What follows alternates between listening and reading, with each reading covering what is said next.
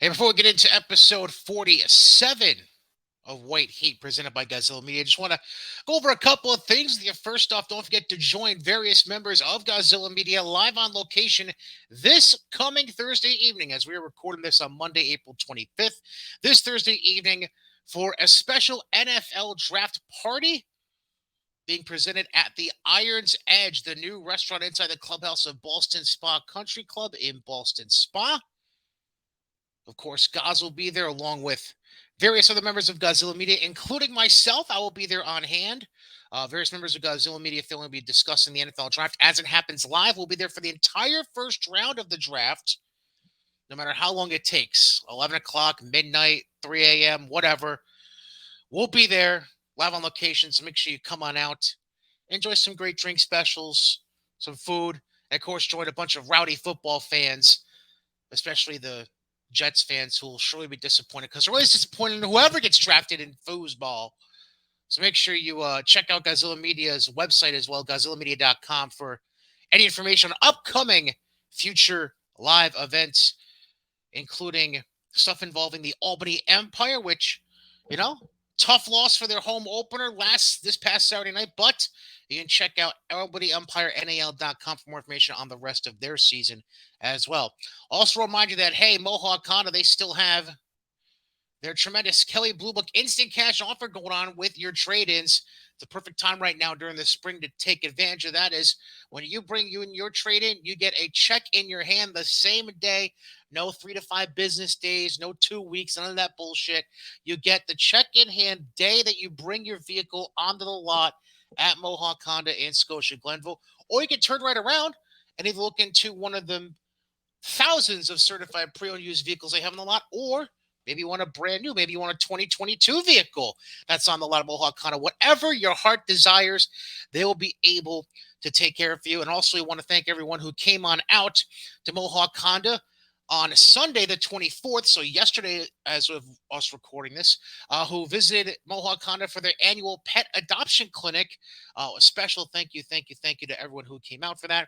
If you want to check out any of the amazing inventory from Mohawk Honda, whether it's their new or certified pre-owned used vehicles, you can check out all their social media uh, addresses and sites on Facebook, Twitter, other things of the sort, Instagram, whatever, or just go to MohawkHonda.com, as all their leasing and sales consultants are ready to work with you to find the best vehicle for your budget or lifestyle. Mohawk Honda in Scotia Glenville, where they always go out of their way to please you.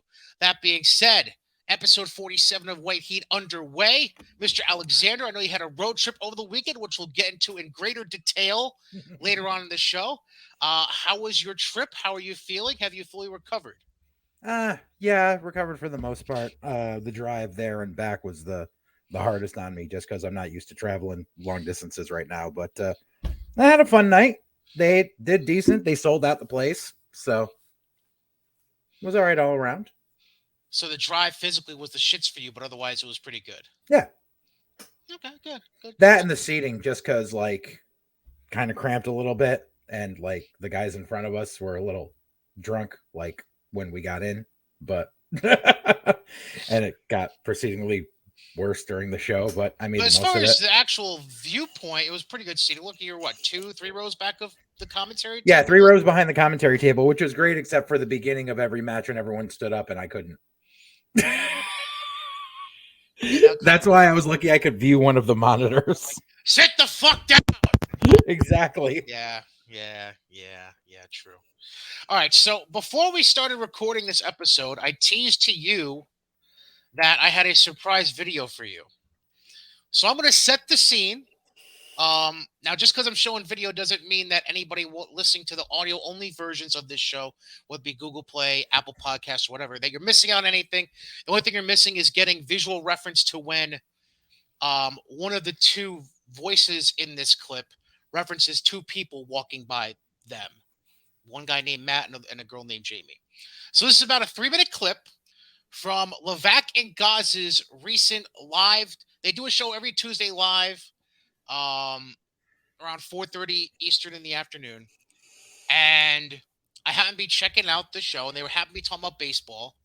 So I dropped a comment about baseball, and then basically the clip will start with me putting in a cheap plug for my baseball podcast. Mm-hmm. But it quickly goes from that to being basically 2 to 3 minutes about you. Okay. So let's roll the beautiful bean footage. Yes, that's a big news. I don't know about that. What? I may change my mind. Brian Katie, and don't forget to hear a weekly breakdown of Yankees and Mets on Katie's Corner every Thursday, presented by Godzilla Media. Is that like what you do to like get sleep? Hang on a second. Did he steal that out of the Football on the No promotion? Usually Football on the No pulls that move on our show. They haven't done that in forever. No, Thank God. adding nothing to the conversation except the free promo. Right. Brian Katie learns that from Jim and Joe at Football on the No. Nice job, Brian Katie. Katie knows not to promote his other show, Racist Heat or whatever the hell it's called. White Heat. Why it gotta be White Heat? Why it gotta be White Heat? Why? I love those two. JJ gets me going. Like in a sexual way? No, weird. Why do I know? Why did you instantly react? Why did you know? I've known you long enough. You said he gets you going. You can say there's nothing wrong, man. It's 2022. Live your truth. But I'm just saying, if they're white supremacists, you think they're going to accept your overture? I don't think so. You got to put your love in the right place. I know you have access to the YouTube Godzilla Media page. I'm waiting for like the SEO tags of like what Levac would have as suggested search for White Heat next week. Do you know how hard it is to get YouTube search for Godzilla Media to come up? It'll bring up like 1950s Godzilla movies. Yeah. All the way up to like the I in media. YouTube is by far it hates you. Not just me, but like any form of like if you just search Levac, a bunch of stuff comes up. Some of it I'm not that proud of. Getting stuff to break through on YouTube is the hardest of like the I guess it's social media. That's the hardest one to break through is YouTube because there's so much content out there. Is that because of JJ? Is that why it's so hard for you on YouTube? You can tell me. There you go, smartest man from Hobart, Matt Woods, right there. You like what is it about JJ that like makes you want to like violate the vows of your marriage? He's very animated, that JJ. Ooh, there you go. Not like that. There it is. No. I said violate the vows of your marriage, and you went right to animated. It's okay. Look, dude. Again, it's a safe place, guys. How does the wife feel? Does she know? I'm a very happily married man. Right, but I mean, that doesn't. Yeah, I mean, there's a lot of that out there. They're called beards. I like girls. Jamie. There goes Jamie. Jamie's done with us for the day. Like it's okay. Like I wouldn't picture him as being your type. I just wouldn't picture him as being your type. I would think you like the guy look like McNamara or Carmelo. I think like Carmelo. That's I think more that's my your type. type for my guys. Yeah, just like he could like pull you in, hold you, make you feel small, cuddle me. Yes. All right. See, now you're talking. Now you're telling the truth. Coming out with Levac and Goz on a Techies Tuesday. Brian Katie's just sitting there like, this is better than I even thought. He's got 4 minutes of promo. What about the Mets? Are you interested in the Mets? Now, as a reference point, by the way, when he said McNamara and Carmelo, about Jerry McNamara and Carmelo Anthony, former basketball players. Goz is a huge Syracuse fan. That's why. So it was talking about Carmelo Hayes. All right, going that. I kind of figured they were talking that. Yeah. Yeah. So apparently, as you know, the great Gazoo has a bit of a crush on you. Get in line. Oh, good God Almighty! I almost fell out of my chair when I was listening to that. When I was watching that whole thing, as it was happening on what was 6 days ago. So yeah, I thought you'd enjoy that little clip. You're liked. Maybe a little too much, but you're liked. Anyways, so let's get into some pro wrestling, folks. So I teased this topic at the end of episode 46, the most recent episode prior to this, because I feel like Billy Corgan, the owner, I guess we could call him, of NWA, he may have made a good point, but also I'm not sure if I'm entirely on board with what he's saying. So Billy Corgan was doing a podcast recently, and discussion came up about the future of pro wrestling. And essentially what Billy Corgan went into saying that he believes a change is coming to the industry, similar to like what has happened with shows that are showing up on like Hulu or Apple TV, Amazon Prime, that kind of thing. So here's the quote as it was. Billy would say, "quote As far as the long term, there's two equations to that. Long term being for the wrestling business.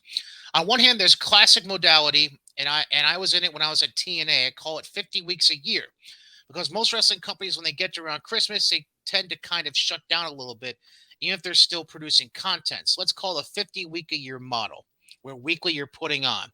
Impact does it. We do it. Obviously, WWE and AEW does it. I can't speak for everybody else in the market, but we are all there. I'm not totally convinced that the future of pro wrestling will be a 50 week a year model. It might be daily. It might be more like how people are watching Yellowstone. Why he picked the show Yellowstone, I don't know, but that's the show he picked. To continue the quote, they're going to want to binge watch a season. I can see where you would drop a wrestling season on the public and they will watch 6 hours of wrestling in a row to get to the finish. And then they've got to wait a couple of weeks to get to the pay-per-view. So I think those things need to be looked at with an open mind. I'm not entirely convinced of the methods or the structure that Billy was discussing. I get to the general viewpoint that he's coming from, though. Because you already see a big digital footprint in what, for example, what AEW is doing with Dark and Dark Elevation on Mondays and Tuesdays on YouTube, aside from their traditional cable television shows Wednesdays and Fridays with Rampage and Dynamite. You have NXT UK for WWE, which is strictly on the network on Peacock. NWA is all streaming right now. Impact, they have. It seems like whenever they decide they want to do it, they have stuff on their Twitch. It's hit or miss. It seems like there's no real rhyme or reason to how they do it. Because I feel like the Digital Media Championship has come just more of a pre-show championship and not so much a Twitch, whatever. Point being, well, I mean, the pre-shows are on YouTube as well, so that's why they made it that way. But right? So it's just Cardona. So I guess so. Let me just put this out there. A, do you feel like Billy had a point, or I should say, a valid point in the general terms he was discussing?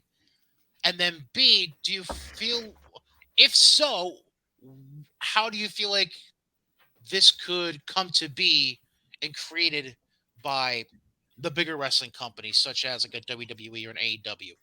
Even though I feel like AEW has already kind of gone that direction, but I just want to see what you had to say about it. Nope. Never happened. I would say at least for WWE it would never happen just because they're a multi-billion-dollar company. Advertising contracts. There's too much money at risk and involved there with WWE. And so here's your issue. Say WWE doesn't go that model, but companies like AEW or Impact or NWA choose to.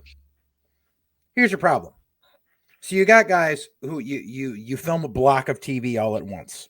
Right. That's an extreme amount of pressure on the people who are booked for working those tapings.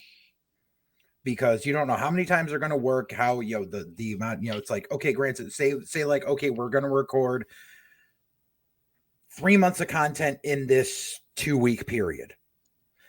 That's time that these people have to relegate to just this. And then the problem is, if you put everything in the can, number one, it's the age of the fucking internet. Everything gets out. Right. Everything. Especially because with wrestling, you're going to have to do it where you have a live audience there.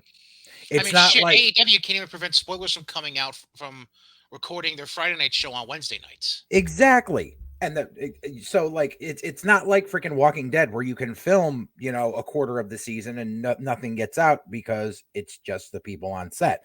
Right. You want to have a general public there as an audience. No matter how many NDAs you get people to sign, people will go on anonymous accounts on Reddit and let everyone know what happens. So right there is number one of, why it's not going to happen. Like the only time that like even it even happened with Lucha Underground back in the day. They shot a whole season's worth in a couple of weeks, and results got out. Here, I feel like this is the problem though with what Billy's saying. It's already happening to a degree. Right. TNA, Impact, whatever incarnation you want to discuss about it, they've been doing the pre-tape game for God. A couple years now. No, even go back to the TNA days, way before that. Well, I mean, like there's been points. The Impact Zone model that they have right now that they've been sticking to, where the TV and the pay-per-view look the same. Yeah, it's right. Yeah, but I mean, in general, the whole concept of like basically Ring of Honor, when it was still on TV, Ring of Honor, TNA / Impact, NWA, all ran with the same business model.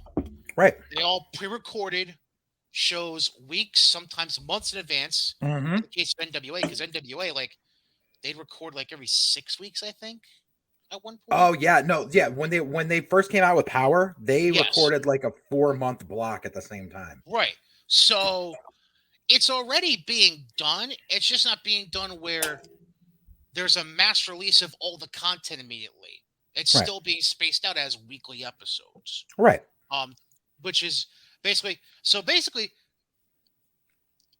there's already been a marriage of the two ideals at this point. Yeah. I just don't see there being any efficient way economically where it would make sense to go completely 100% the way Billy's talking about. Exactly. I mean, and as it is, like, here's the other problem that they face. If you want to film, an entire season and then it'll lead up to the pay-per-view on this date, you have a extremely big gap of time in between when you put that season in the can and when your pay-per-view is for anything to happen. If you're letting your guys take indie bookings, they run the risk of getting injured on the freaking indies. Even if they're not on they run the risk of shit happens. Someone gets in a car accident. Someone gets a fender bender. Someone gets rear-ended and gets whiplash. Like, it happens 3 days before your pay-per-view, even though the shit's in the can. Guess what? You got to change shit. You have no method of telling people why shit has changed when there's been this huge ass gap or whatever. It's haphazard. There's no rhyme or reason to it. There was another million thought I had on this that I just lost. It's just it doesn't work out.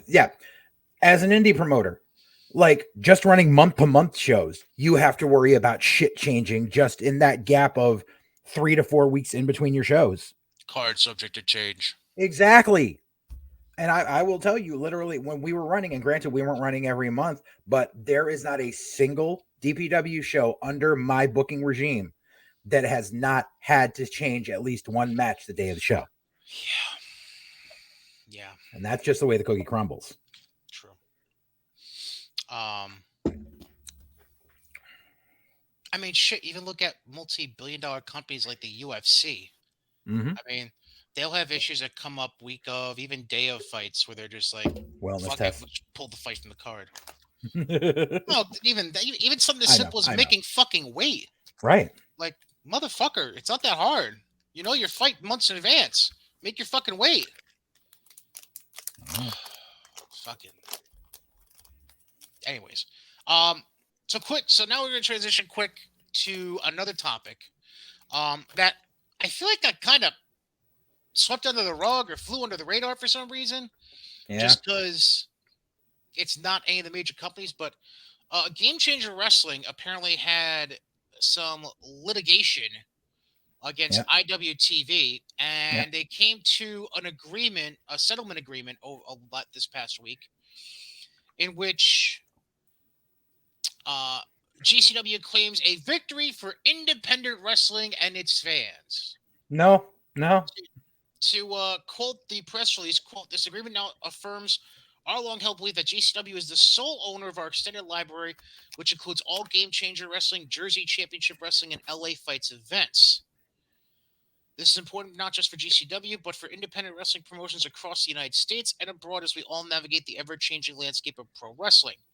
Further, the agreement removes obstacles that had previously limited our ability to capitalize on our content and clears the way for us to move forward with ambitious plans to change the game in 2022 and beyond. Moving on. Finally, all this agreement defines a conclusion to our relationship with IWTV. It doesn't mean it's the last time you'll see GCW on the platform. As part of the arrangement, GCW will provide IWTV with the Settlement Series, a series of 8 live events spanning the course of the next year. Look forward to announcing dates and details on these events in the coming weeks. Yeah. So, reasons. IWTV got fucked. I mean, granted, like I've been wanting to check out IWTV, but it's a subscription service. It's kind of, like there's no preview to it. Like you either have IWTV or you don't. You don't know what the content is on there. Like, like X amount of companies have worked with IWTV, but you don't know which of their shows are on there or whatnot. Right. So that's why I have the option to watch it, but I don't know what the fuck's on there.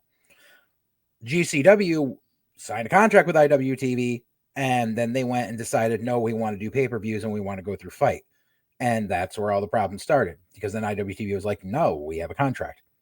And so I'm sorry, but when you think that being able to do pay-per-views on Fight TV is a victory for independent wrestling, when you just screwed over the company called Independent Wrestling Television, Brett Lauderdale, lay off the crack. You're muted. Thank you very much.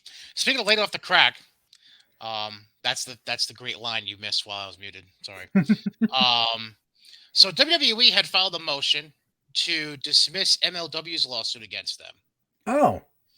And MLW responded to that motion over the weekend. For those of you who don't remember, MLW filed a lawsuit in January where they alleged WWE interfered with their potential streaming and TV deals with Tubi and Vice TV. Mm-hmm. So, according to the MLW response, quote, WWE's motion to dismiss should be denied as WWE impermissibly relies on factual assertions, many provably false, that may not be considered on this motion. Contrary to WWE's contentions, MLW has properly pleaded all of its claims for relief.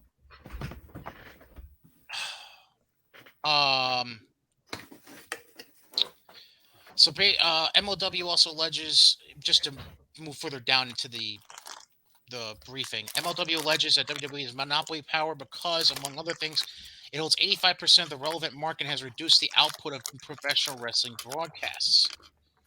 MLW has pleaded that WWE has willfully acquired and maintained the monopoly power by preventing MLW from distributing its programs to Tubi and Vice, by locking up wrestling talent and key networks with exclusivity agreements, by other conduct to constrain competitors in competition, so on and so forth.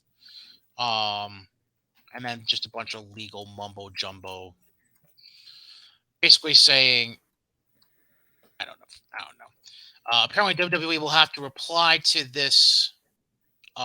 Reply to the reply, because legal, by May 16th, and the current court date set for the start of this trial, September 29th, because our legal system rocks.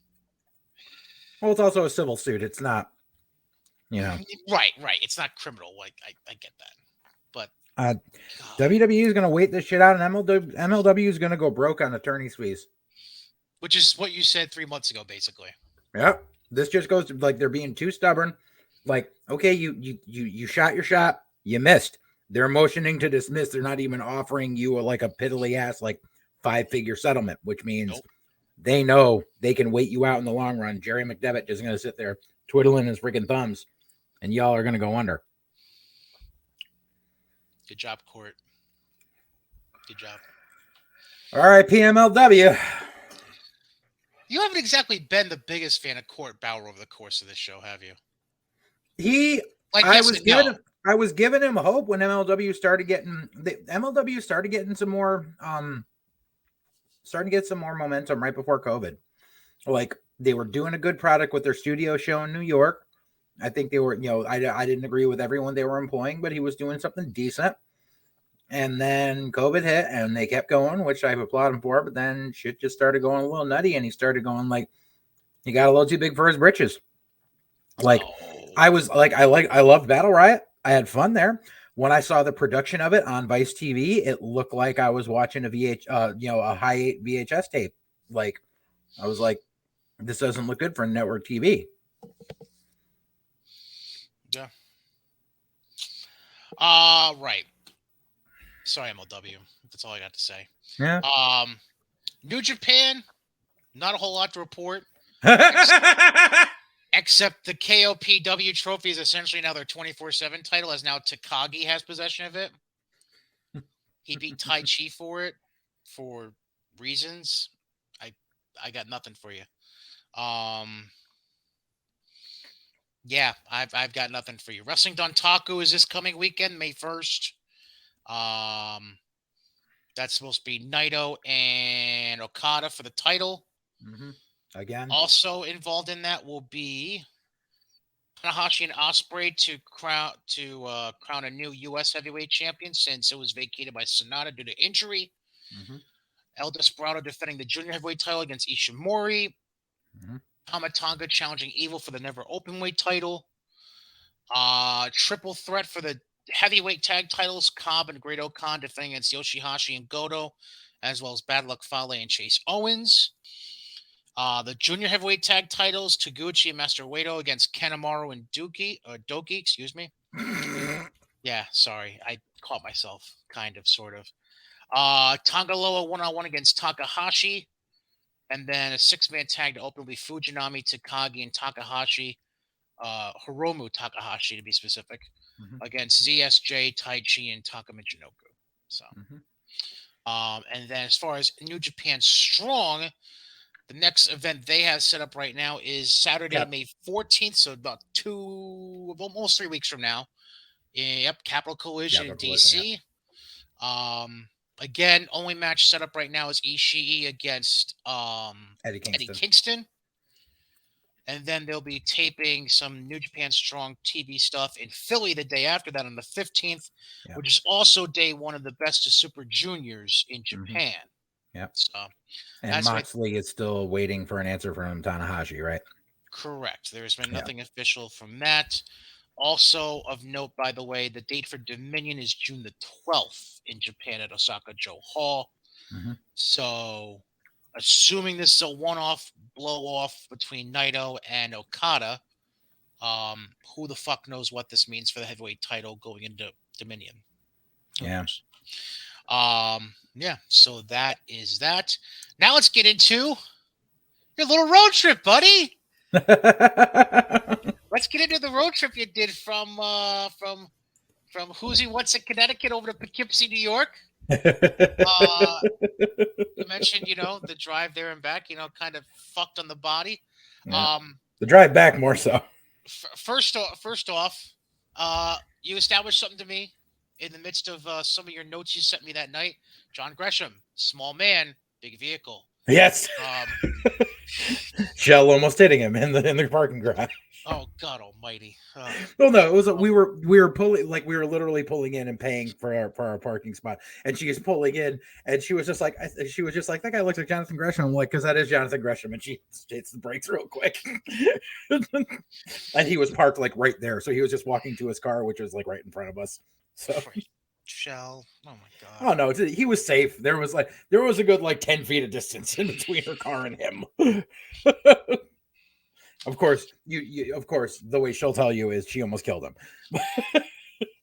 Oh, little dramatic much. No, just because she gets nervous about shit like that. And it's good for the story. So, before we get into the actual results, I want to ask you a question based off what you said to me after the show. Yes, sir. Are we on the fuck Eddie Edwards train or? No. Okay. No. Eddie. For those who don't get the background, by the way, the message I got after the show from Mr. Alexander was, I don't know if this was the direct phrase. I believe you said Eddie big leagued you. Yeah. Do you care to is there any kind of story behind that, or? So here's what happened. And it was after the show, and we're chilling outside. Shell's having a cigarette.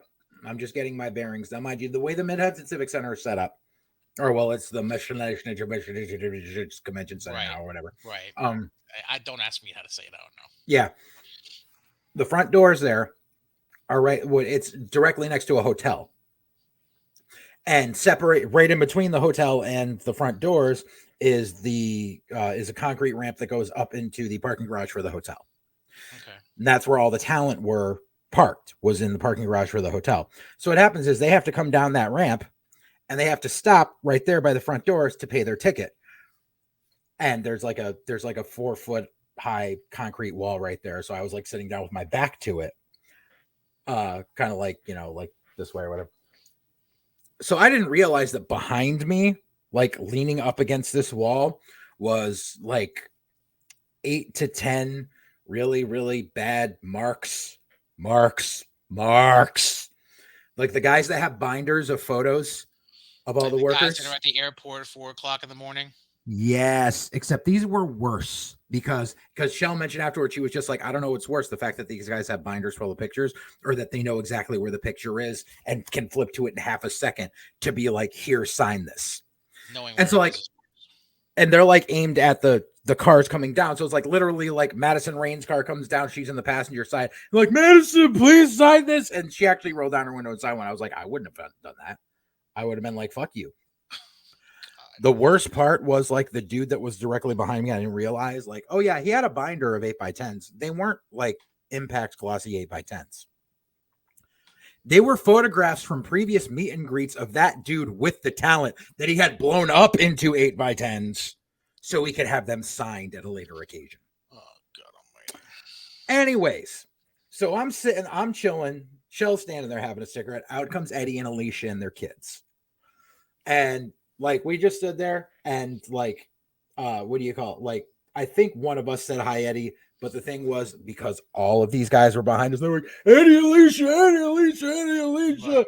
And Alicia stopped to sign one. And like, Alicia stopped signing one. And she's like this far away from me. And I was just like, Eddie's too busy for his old friends. Oh, well. And she was just like, get me out of here. So I don't blame her. They had their kids with them. Obviously, like it was not a safe situation for even if they did turn and realize it was us, like they would have stayed and talked because it wasn't a safe situation. But I was just being a dick. I was like, Eddie Edwards just big leagued us. No, Eddie gets a reprieve. And Alicia to that regard too. Yes. They both do. The situation makes more sense. Thank you for clarifying that. Yeah.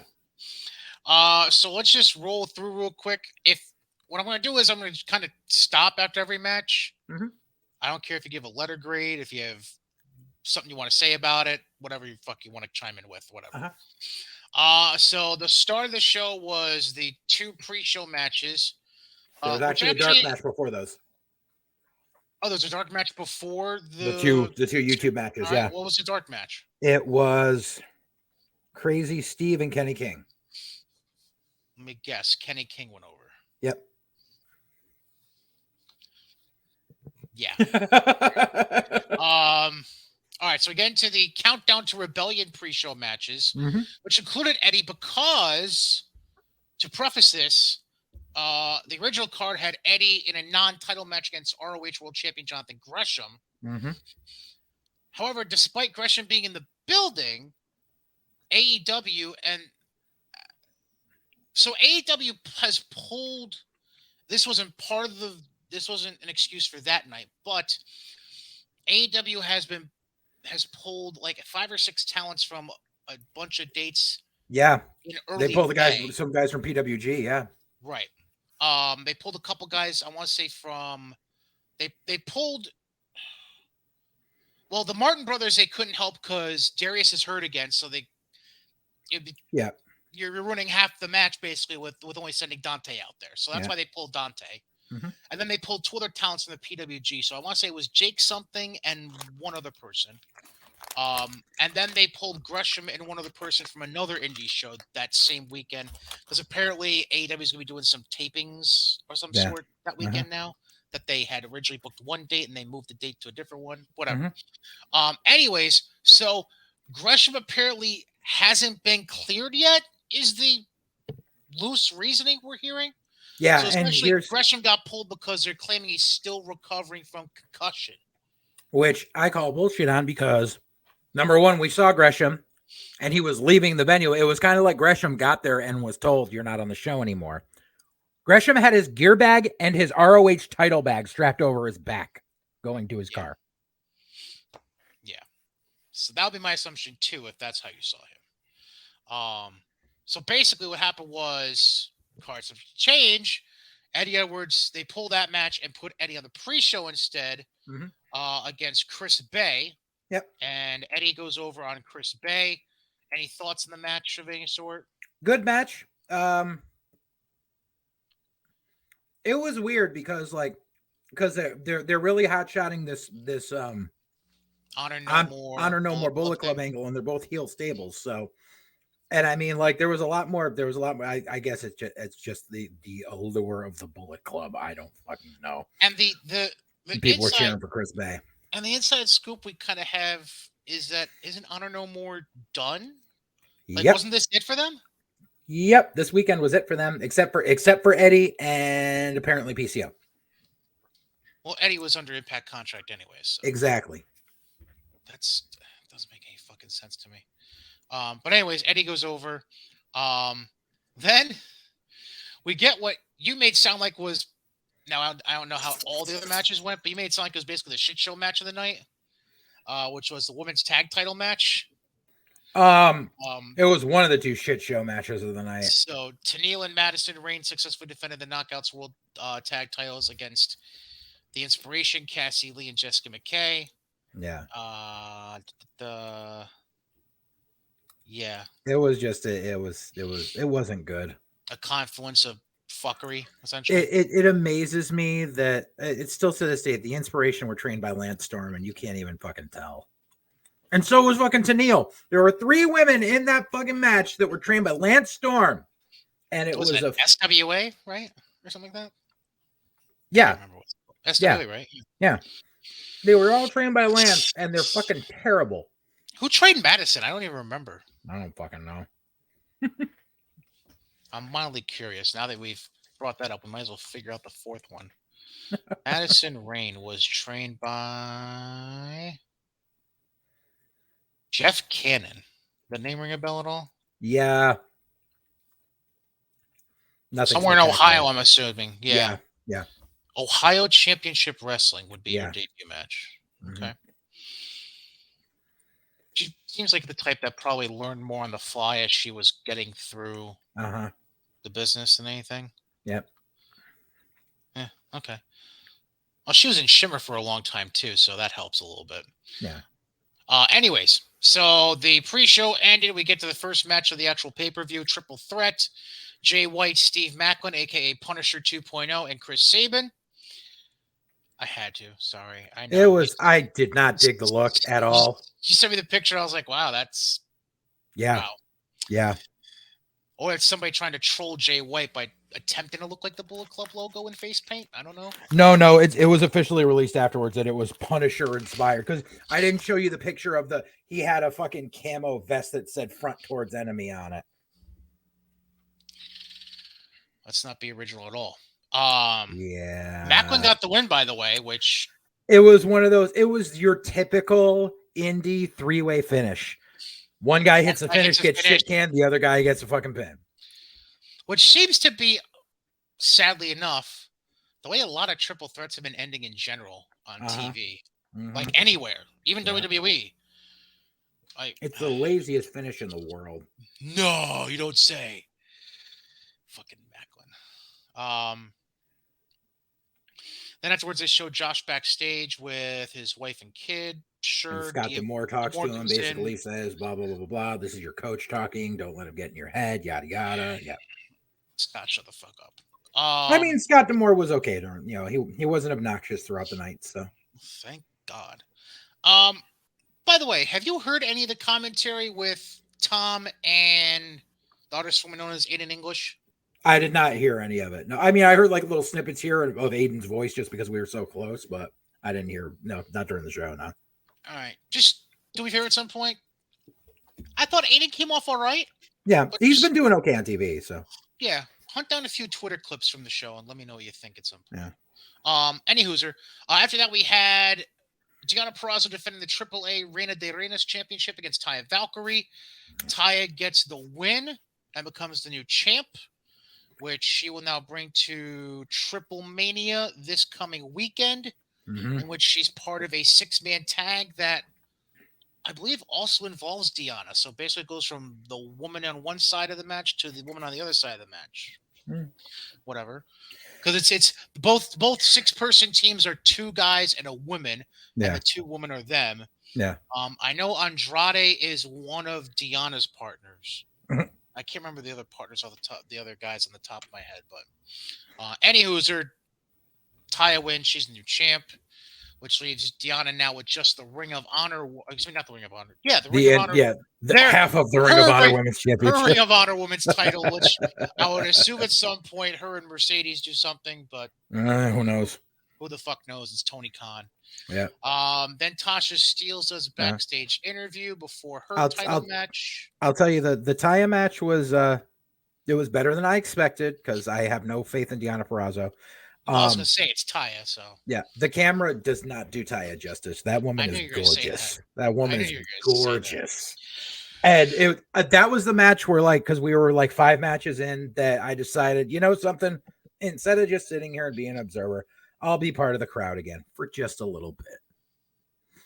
And well, because the entire dynamic was we had these like 5 really drunk guys in front of us. Right.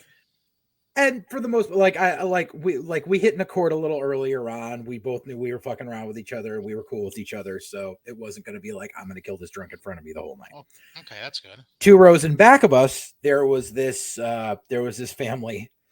Oh, yeah. And they were really loud. Like the kids were really loud and the mom was really loud. And I'll get to the other details later, but they were really loud. And it reminded me of what it's like being in a crowd because when I went to MLW, it was a mostly adult crowd. But Impact reminded me of what it's like to, something you don't see in AEW, children in the crowd. Right. There were a lot of kids there. The kids are the loud ones, and the kids want to see what happens. Like, and it adds a a level to it. And at the same time, like, because like they were all getting a little rowdy and shit, I decided to get a little rowdy too. And that it was one of the moments in the like it's when I was before I got in the business and I would be in the stands, I would pick my spots. And this was one of the ones I decided to pick my spot, and it was freaking Deonna going to get what do you call it? Deonna going to give Taya she was going to hop in the corner to give her freaking Hurricane Rana out, and Taya slips out behind her and just turns, and I just stop. Everyone looking, I'm like, now punch her in the box, and the guys in front of me are like, oh shit. And then like she pulls her down and she got her legs out. I'm like, one stop right to the bleeder, end it. And the guys are like, oh shit, this guy ain't fucking around. Yeah, you picked your spots. All right. That's right. Good for you, I guess. In the box. God damn it. All right. So we get the Tasha interview. God damn it. And then we get a triple threat match for the X Division title. Trey Miguel defending against Speedball, Mike Bailey, and Ace Austin. Miguel hates Bailey with the Meteora, but Ace pulls the referee out of the ring, and then Austin hits Miguel with the fold to win the match and become the new X Division champion. I will tell you this. Match of the night. Ace Austin is a fucking star. Like, I'm pretty sure they're going to have him option C that belt. Trey Miguel, with just a little bit of finessing, could easily get picked up by WWE.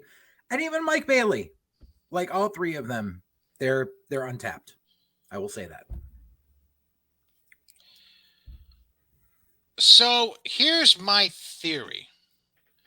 Do we have any idea Trey Miguel's contract status? I know when MSK signed 2 years ago, Trey Miguel was offered it as well, and he denied it. He said he wanted to stick with Impact and stick with his wrestling school. But Is that there was a 2 years chance he ago. would reconsider at this point now that Nash is out of the way? If they were to offer Trey Miguel money and put him and Wesley together as a different form of MSK, sure, yeah. Okay. Just food for thought, because Yeah. again, I don't know the status of Trey's contract with Impact. But it seems like if there was a moment in time that makes the most sense, Yeah. again, due to unfortunate circumstances, but if there was a moment in time, like this is pretty much that moment, and we'll expand a little bit more on that when we get to the NXT results later, because fuck the world. So new X Division champion, and then we get some video package for EGV. Any clue what the fuck that's about? I don't know. I didn't see a Oh, that video might have been, package. they didn't show it in the arena then. Okay. Yeah, I don't know. I think that was when we got the video package for Tag Me In instead. Oh, okay. So I'm gonna take a guess. This is the other shit show match you might be referring to? Hmm. Jonah and Tomohiro Ishii? No. No. Oh, so it's probably the 18th match. No. We'll get to it. All right. Okay. No, So Jonah and Ishii, and Ishii goes over. Woo! I was very happy. I was very happy. Bet you were. I'll tell you this, Jonah, not as big in real life. And the whole thing was like, I'm amazed. Like that match started off so fucking slow, and I was like, I'm not into it. It actually did build finally, but because Jonah was kind of upset he was getting booed. Like, oh gee, sorry. Guess what? You're in there with fucking Tomohiro Ishii. Deal with it. It was funny right at the beginning was Big Mama behind me goes, it's Godzilla versus King Kong. I went, no, this is Godzilla versus fucking Donkey Kong. And then the guys in front of me died laughing. And then, it was good. Yo, I was happy to see Ishii go over. And that was the first occurrence of the night of Big Mama whooping her kids because Jonah didn't win. I could not believe, because the kids are chanting for Ishii and the mama's chanting for Jonah.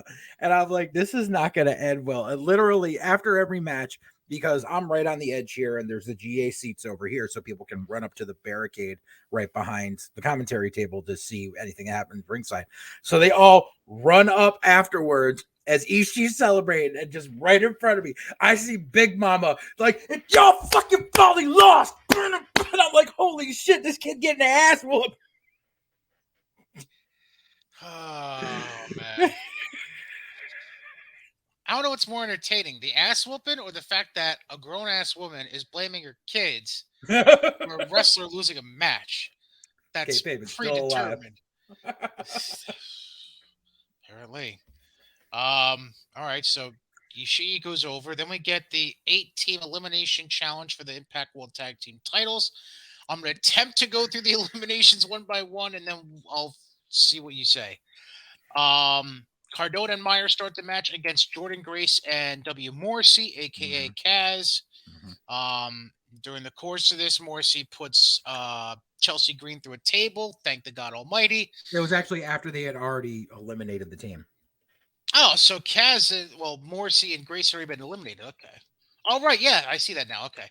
So Cardona, Chelsea Green distracted Morrissey on the outside. Cardona rolled up Jordan Grace for the 3 count to eliminate them. Then Grace tries to, actually not Grace, Green tries to low blow Morrissey. Morrissey no sells it and pulls out a cup because that's sanitary. Then tosses the cup aside. Grace feeds Green into Morrissey, who puts Green through a table. Yep. And that was so apparently because Chelsea Green doesn't know how to use double-sided tape, she popped out of the top. Almost lost her top. Yeah. She almost lost her top. And so like literally Kurt Hawkins is over her over at the freaking table holding up the X. I was like, Kurt Hawkins is the only saving grace of this entire tandem. Was it Kurt or was it Matt? Because I thought Matt jumped on top of her after the fact. Kurt was the one. I don't know if Matt jumped on top of her, but Kurt was the one holding up the X to the camera. Oh, okay. All right. Yeah, because you can see when he flips her up, she immediately is trying to grab her top. Yep, because she's a It would- dumbass. Well, she's marrying Matt Cardona. That basically reveals everything. Right. Then we had Good Brothers come out. They eliminate Cardona and Myers. Then they eliminate Johnny Swinger and Ziggy Dice. And then Swan and Willie Mack come out. Good Brothers eliminate them. So the Good Brothers Mhm. eliminate 3 straight teams. And And that then was an Willie Mack and Swan lasted in them the longest, which was about 3 minutes. So 3 squashes essentially. That's nice. Yeah. Yeah. Then Taven and Bennett come out with Maria Kanellis and Honor No More. They eliminate Gallows and Anderson. Mhm. Then they eliminate Heath and Rhino, which brings us to the defending champions coming out last. Talk about killing any fucking Yep. chance of anything happening. That's what really grinds my gears, is when you poorly book a gauntlet match like this. Yep. Where the champions are like The champions come out last. It's already been released that the guys that the guys who are in there against them are done as of the next you're day. suspending any kind of disbelief that could have happened. And by that point, I was just disappointed in the whole match because like they had 3 blank slots for surprises, and those surprises were Hawkins and fucking Cardona, Zicky Dyson, Johnny Swinger, and fucking Jordan Grace and W. Morrissey. AKA like, no GOD. Exactly. Like fucking no GOD. Fucking the Briscoes signed to Impact, but they started working the day after because they were at GCW that night. Yeah, they were in Detroit, yeah. Yeah. So and the thing, and like by the time it was down to Honor No More and fucking Violent by Design, like that was all of like 4 minutes and it was done. And you already knew it was going to happen anyways. Right. And Joe Doring is terrible. Joe Doring is just terrible. Eric Young carried that whole shit. Joe Doring is awful. So VBD. He looks like you took the Butcher and Jake Roberts and put them together and took away all of the talent. And threw a cowboy hat on him. Yeah. So Diener and Young retain because reasons. Oh, yeah. This is the match you're referring to. So to preface this, when this match started, I said, this is my cue to go to the concession stand and the merch table. Tasha Steele's defending the Knockouts title and successfully defending it, by the way, against Rosemary. Tasha had Savannah Evans on the outside. Rosemary had Havoc on the outside. No, she didn't. Oh, she didn't? Havoc came out after. Like, it made no sense. Okay. But yeah, so the moment the lights come out for the Decay entrance. By the way, the Decay entrance on TV makes it look a whole lot better than it is live. Live, it's just nothing. Okay. They come out and I'm like, okay, I'm gonna go grab a bottle of water and I'm gonna go check out the merch table. And I actually did buy a piece of merch. What'd you get? I have a feeling I know what it's gonna be, but go ahead. No, go ahead. I want to see if I'm right. I'll tell you if I'm right or wrong. Oh, that is it? What does that say above the word dungeon? Swingers Dungeon. Not at all I thought you were going to get. Jesus Christ. They didn't have a really good amount of merch, if anything I would want. But there was a Swingers Dungeon shirt. I had to fucking get it. Just because, like, I popped when I saw those promos and I was dying. And, like, yeah, I had to. But yeah, and then I wheel my ass back to my chair, and the first thing I do is turn and go, this match is still going on. That's not a good sign. So which part? I had to sit through the last 5 minutes of it. So to which I understand Rosemary sprays Savannah Evans with the green mist. Yep. And spears Tasha Steele's in the middle of the ring. Mm-hmm. Steele's kicks out and then hits a cutter on Rosemary, then dumps her on her head. I don't know how. What the fuck did she hit her with to win the match? I don't know what it was, but there was just a series of botches that they were obviously lost because they botched one move where they went back and kept trying to recreate whatever series it was to get to the finish because they don't know how to finish calling a match on a fly. To which part, after that major botch, when it was dead silent, and I yelled, and I got a text a minute later from a friend on the other side of the arena, was going, was that you that just yelled, Jesus, fuck, you two are awful? Oh, you asshole. You were probably right. I'm assuming. It was bad. So we get so yeah, Tasha wins. Yay. Select Impact runs a promo. I'm assuming. I don't know if they ran this in Arena 2, but says that they're presenting online exclusive show the night of Saturday, May 7th, called Under Siege. Mm. That's going to be on Impact Plus and YouTube for Impact Ultimate Insiders. Ooh. The next pay-per-view will be Sunday, June 19th for Slammiversary, which is going to Nashville. Shocker. Then your main event of the evening, Josh Alexander comes out with his kid as his doppelganger, essentially.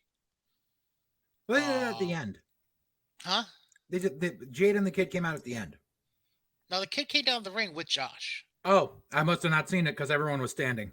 Oh, yeah. The kid came down to the ring dressed like Josh with Yeah, him. in the little walking weapon onesie and the headgear, yeah. Correct. And then he handed him off to his wife at ringside and went back in the ring. Yeah. One reason I know that, they posted a clip of it on the Impact website that I'm looking at right now. Anyway, so Alexander comes out with his son, then Moose comes out for the world title match. Moose hits a buckle bomb into the exposed turnbuckle. Alexander counters with a spear, then hits the C4 spike to win the match and become the world champion. Then Josh's wife and son hit the ring, and that's how they go off the air. I know you're not exactly the biggest fan in the world of Mr. Moose, but your thoughts overall on the match itself? The match was okay. I got bored. There was one spot that happened in the match where I lost all interest. It was when Alexander decided to he did 10 German suplexes without releasing in a row. 10. Just kept going and slow to the pick up and 10. It bores me when Lesnar does 10 in a matter of 10 minutes, let alone 10 in succession. That lost me. I mean, yeah, the crowd was into it and shit, and really the crowd, it was the three-way chant.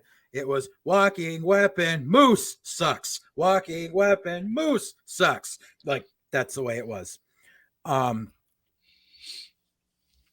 There was a one time, like right at the beginning, I was like, you need to get in Moose's head. You do it like this. Rape! Oh, rape! Because I'm a dick. Well, I mean, tell me something I don't know. The crowd was happy with the whole fucking turnbuckle thing at the end really pissed me off. So, because Impact, because they sell their turnbuckle pads at the fucking merch table, right? Their turnbuckle pads have snaps on them. They don't get tied to the fucking corners. And the thing was, once they pull them off, the buckles aren't exposed. There's like this hard rubber over them. Padding, yeah. So what happens was Moose rips off the middle turnbuckle first. Oh, yeah. And then apparently realizes he fucked up and goes back a couple minutes later and rips off the top one. When he rips off the top one, he doesn't rip it off the whole way. So it's still hanging there. Oh, no, it gets better. The ref comes over and slides it like an abacus down to the other corner. Like, hey, ref, you put it in the wrong corner, and it's hanging there for the ref. It was hanging there through the celebration after the fucking match. Was it Brian? I don't know. No, it wasn't Brian. It was not Brian Gyrus. No. No, I was going to say Hebner. Brian Hebner. No, it wasn't. Okay. God, wait. Just slide down. It was, and you could see it on camera the whole fucking time. Because it was, if your hard cam's facing it, if you're facing hard cam, it was the turnbuckle on your right that he pulled out. So you could see it all the way down, hanging on the rope over by the fucking one on the right to the back. Oh. Like, that took me out of the element. But then, like, D'Amore comes out afterwards, gives them the whole pep talk and everything, and I'm just sitting there and everyone's like, you deserve it. And they're like, you deserve it. I'm like, punch him in the dick. I'm like, just give me a Scott D'Amore heel turn, please. Just punch him in the dick, please. Because that would have made my night. Well, yeah. I was in the minority. Because you're JJ. Yeah. It didn't. Yeah, it didn't happen. But D'Amore basically said, you've got to defend it tomorrow night because TV tapings, which they announced beforehand that the main event of the TV tapings was going to be Jonah versus PCO in a Monsters Ball match. And I was like, why didn't we get that? I mean, okay, Jonah and Ishii was good in the long run, but you've built Jonah and PCO on your TV for the past 2 months. Jonah and Ishii was a throwaway match. Go ahead. Yeah. They're putting a Monster Balls match on free TV. Yeah.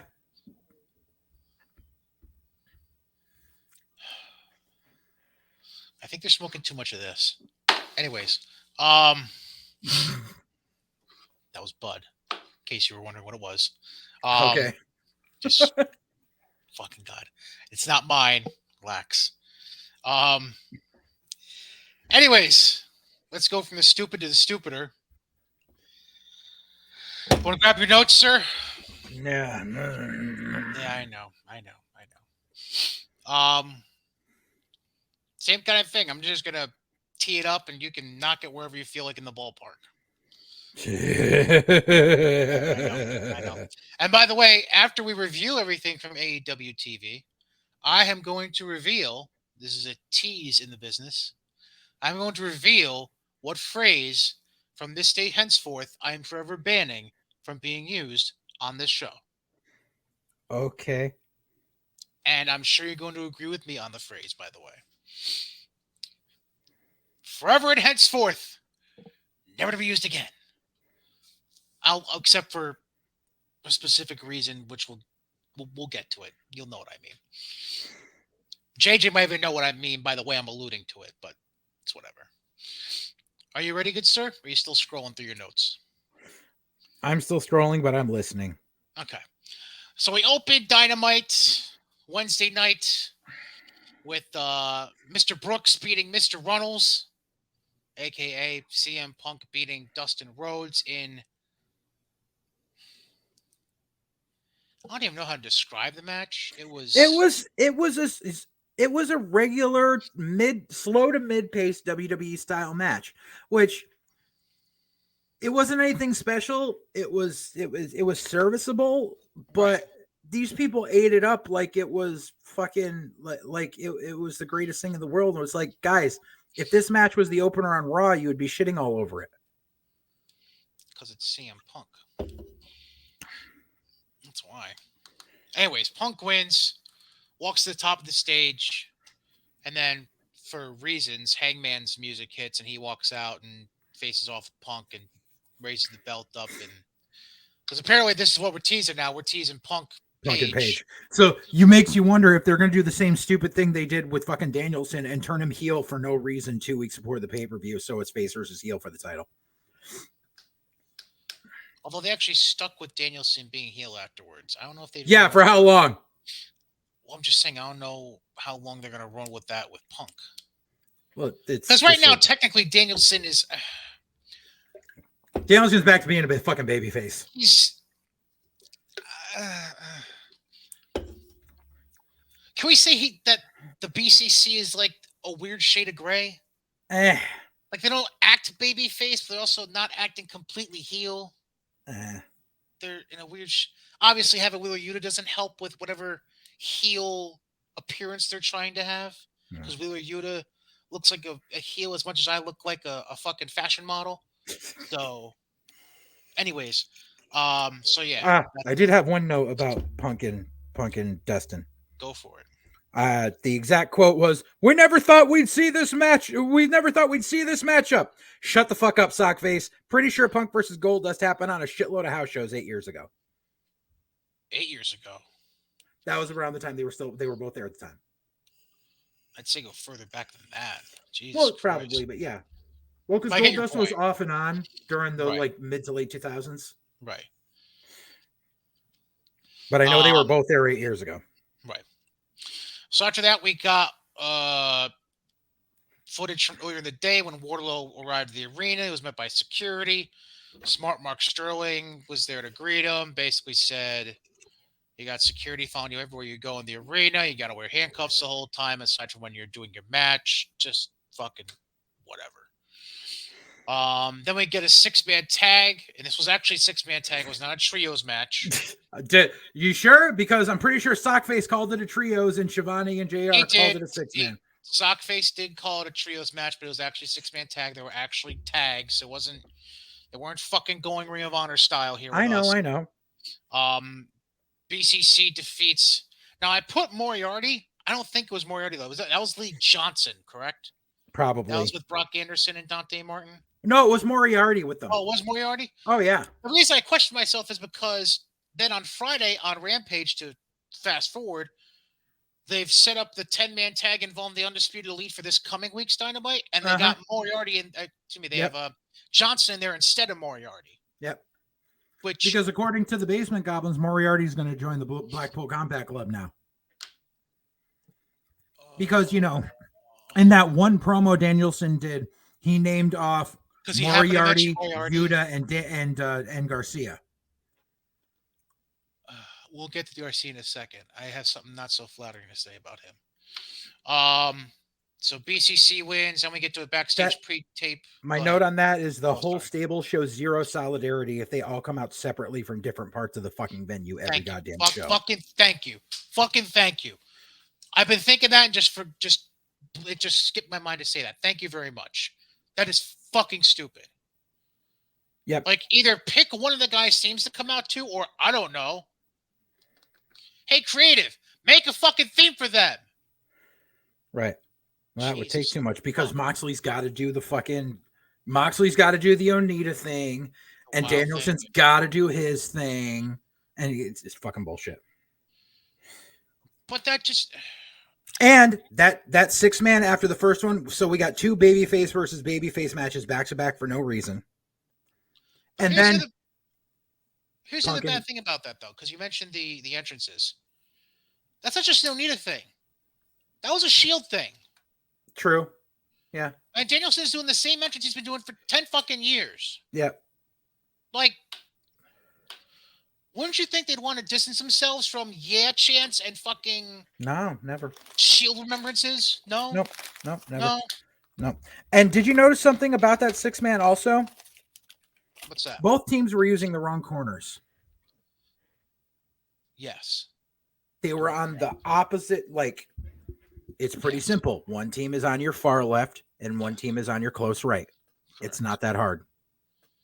Oh, it's AEW.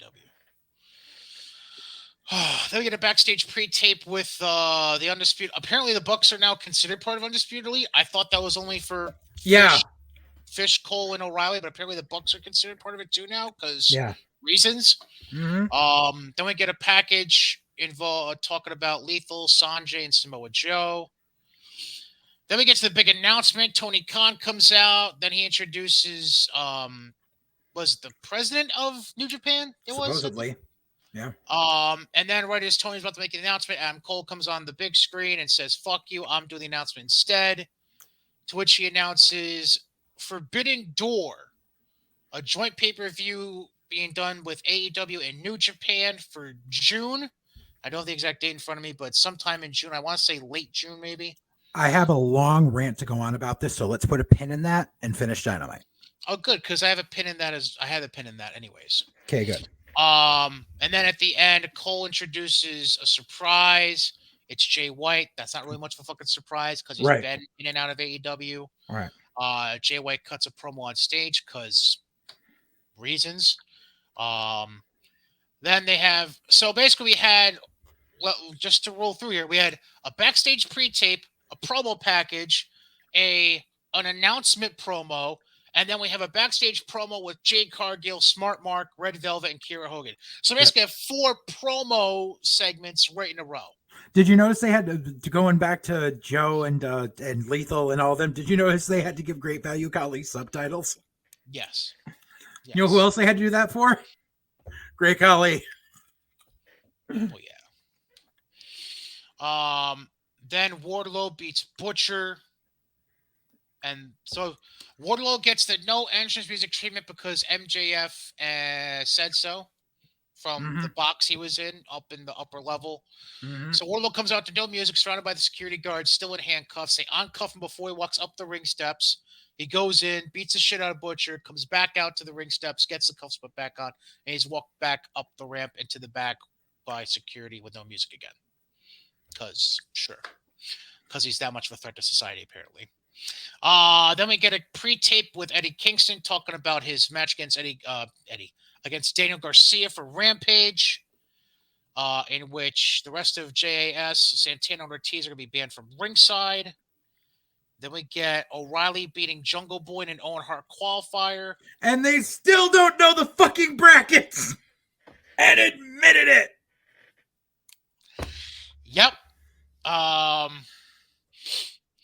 And then fucking Christian comes out to console Jungle Boy in a move where every internet basement goblin was like, "Oh my god, Christian's about to turn heel." What would the point have been? Because reasons. Thank you. Because that's how he's going to outwork everyone. Jump from one team to another, to another, to another, to another. Then MJF is in a backstage promo and pays for the services of Lance Archer to face Wardlow on because it's the 7 labors of Wardlow. Correct, exactly. And Jake being Jake, sure. Then Hook taps out Anthony Henry despite Danhausen attempting to curse him again from ringside. Okay, so I got to see a live Hook match now. Against a nobody fucking enhancement guy. They're booking this 85-pound twerp like he's a fucking monster, and I can't fucking stand it. And all they're going to do is ruin Danhausen. Because Danhausen challenged Hook to a match.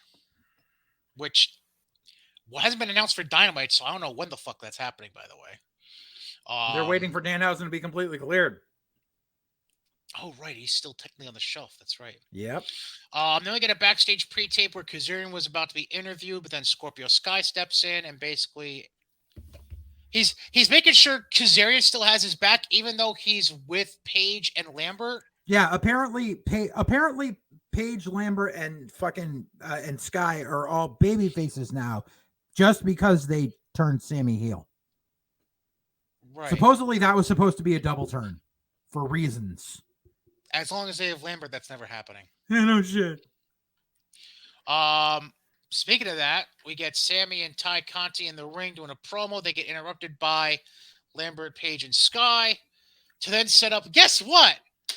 Another ladder match for the TNT title. Another week, another gimmick match. Can't be Dynamite without a fucking lazy book on it.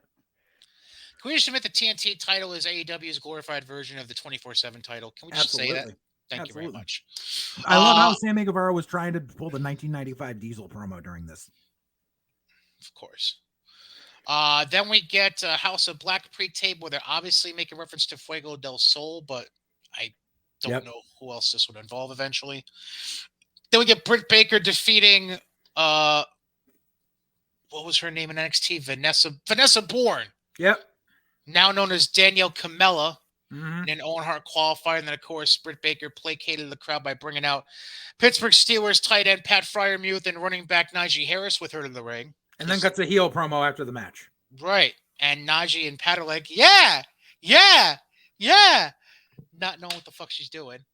Then we get a promo package about Serena Deeb and Hikaru Shida having a Philly street fight on Dynamite.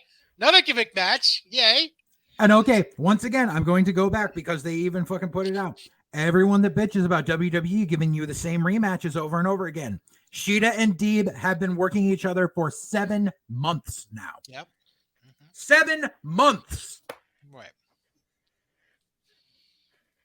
Yeah. Basically. And we really need the ladder match because we already had the Philly street fight being booked. We really need the ladder match. Oh, yeah. You need it because, you know. It's not like you have a pay-per-view in a month to book. Yeah, no, you could have put the ladder match in. Or another pay-per-view 3 weeks after that one now. Right. Fucking, yeah, right. Oh, just, I didn't even, it just hit me literally as we were talking about this. Fucking Double or Nothing is a month away. Yep. It's the end of May. Weekend. Oh. And best part, they're not even fucking talking about it yet. Nope. They have their heads so far off their asses with this Owen Hart tournament bullshit. Which the finals are supposed to be at that fucking gimmick. Right. But they don't have brackets yet. But they haven't bothered saying anything else regarding Double or Nothing except the finals of the Owen Hart tournament are going to be at the fucking event.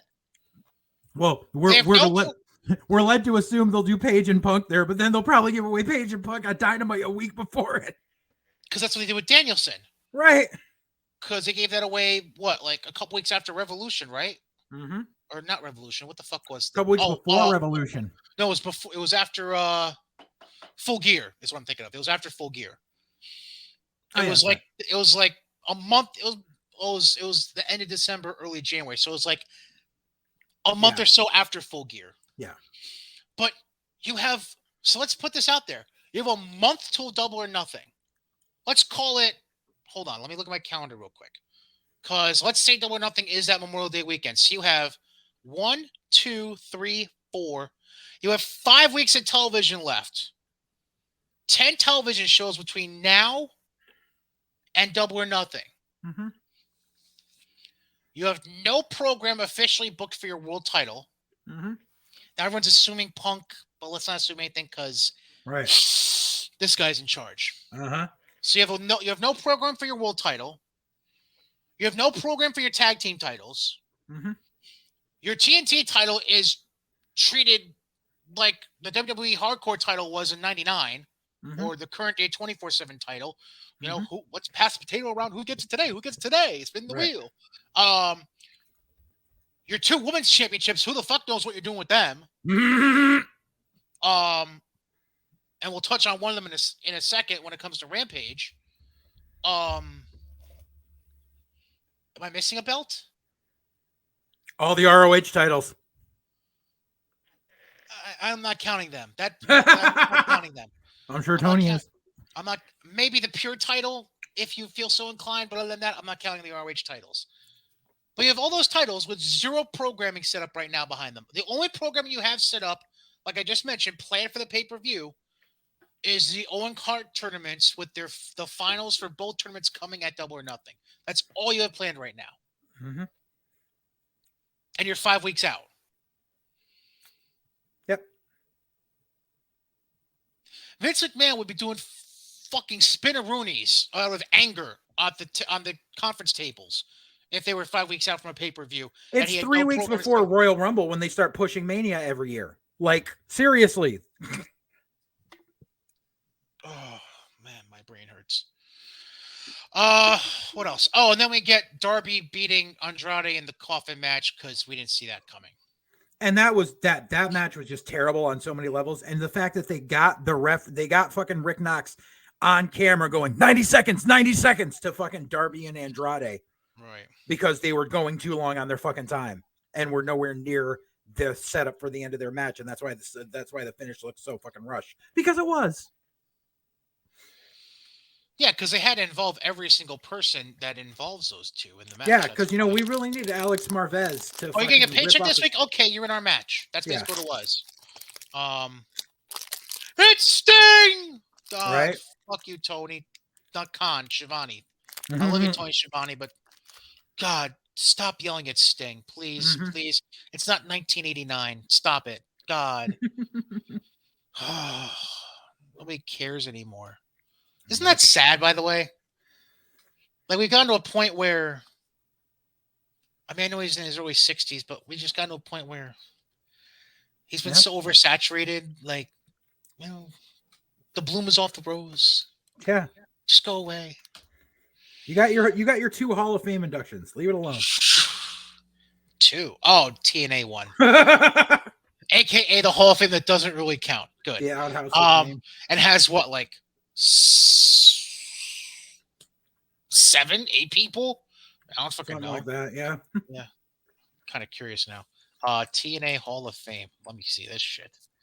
It's the Impact Hall of Fame. I'm sorry. They had to rename I know Sting's in it. I know Ken Shamrock's in it. 1, 2, 3, 4, 5, 6. There's 8 There's 8 individuals in one group. So Sting was the inaugural member. Mm-hmm. Then they had Kurt Angle. Yeah, I remember Kurt. Then they skipped 2014 or Or did they? No, they didn't. Team 2014 was the one group induction. This one you should remember.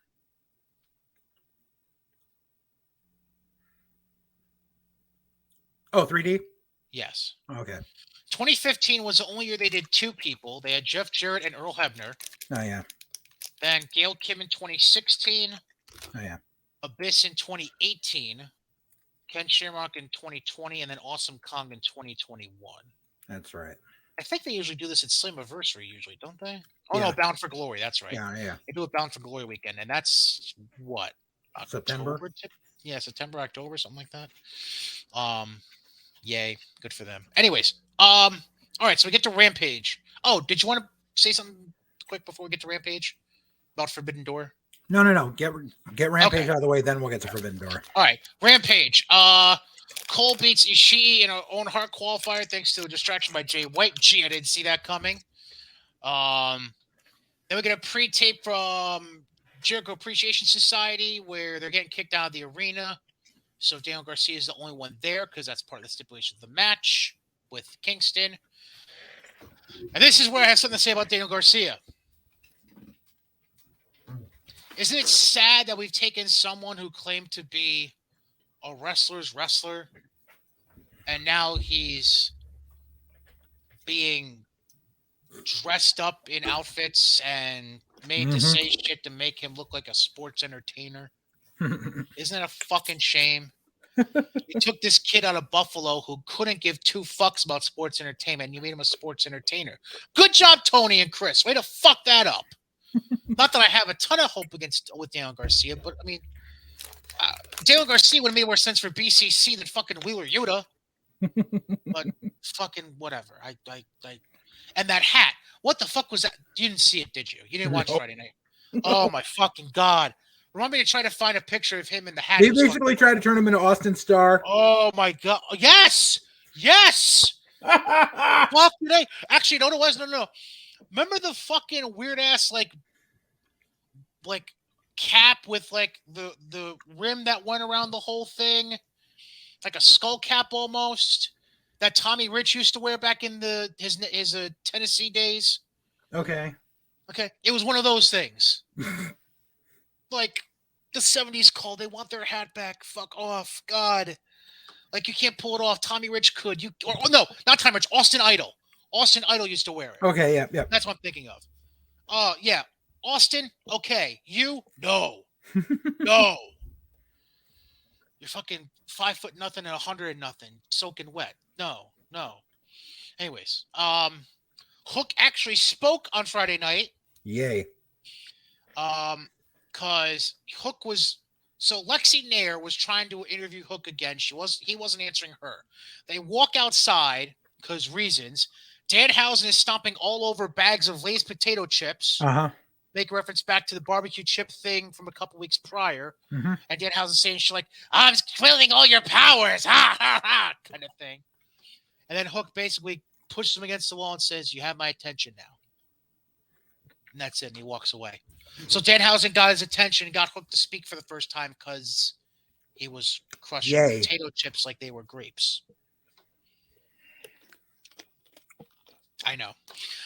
Then we have Then we have Lance Archer jobbing out Serpentico to the point where Archer didn't even bother lacing his boots, let alone tying them for the match. Because we have to have Archer do a squash match, just like we had the Butcher do a squash match. Before he loses to Wardlow. Exactly. And then Wardlow gets put through a table probably after the match because it's Lance Archer. Right. This is a reference back to what I was saying earlier. Garcia calling himself a sports entertainer crushes my soul, basically. Then Eddie Kingston beats Garcia, grabs a mic, and basically tells Garcia, this was a message for Chris. Make sure he gets it for me. And then drops the mic and leaves.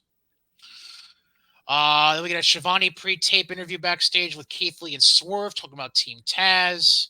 Because we need to keep having that go on. Right. Then they had back-to-back Shivani pre-tapes. With the same set and everything, just different people.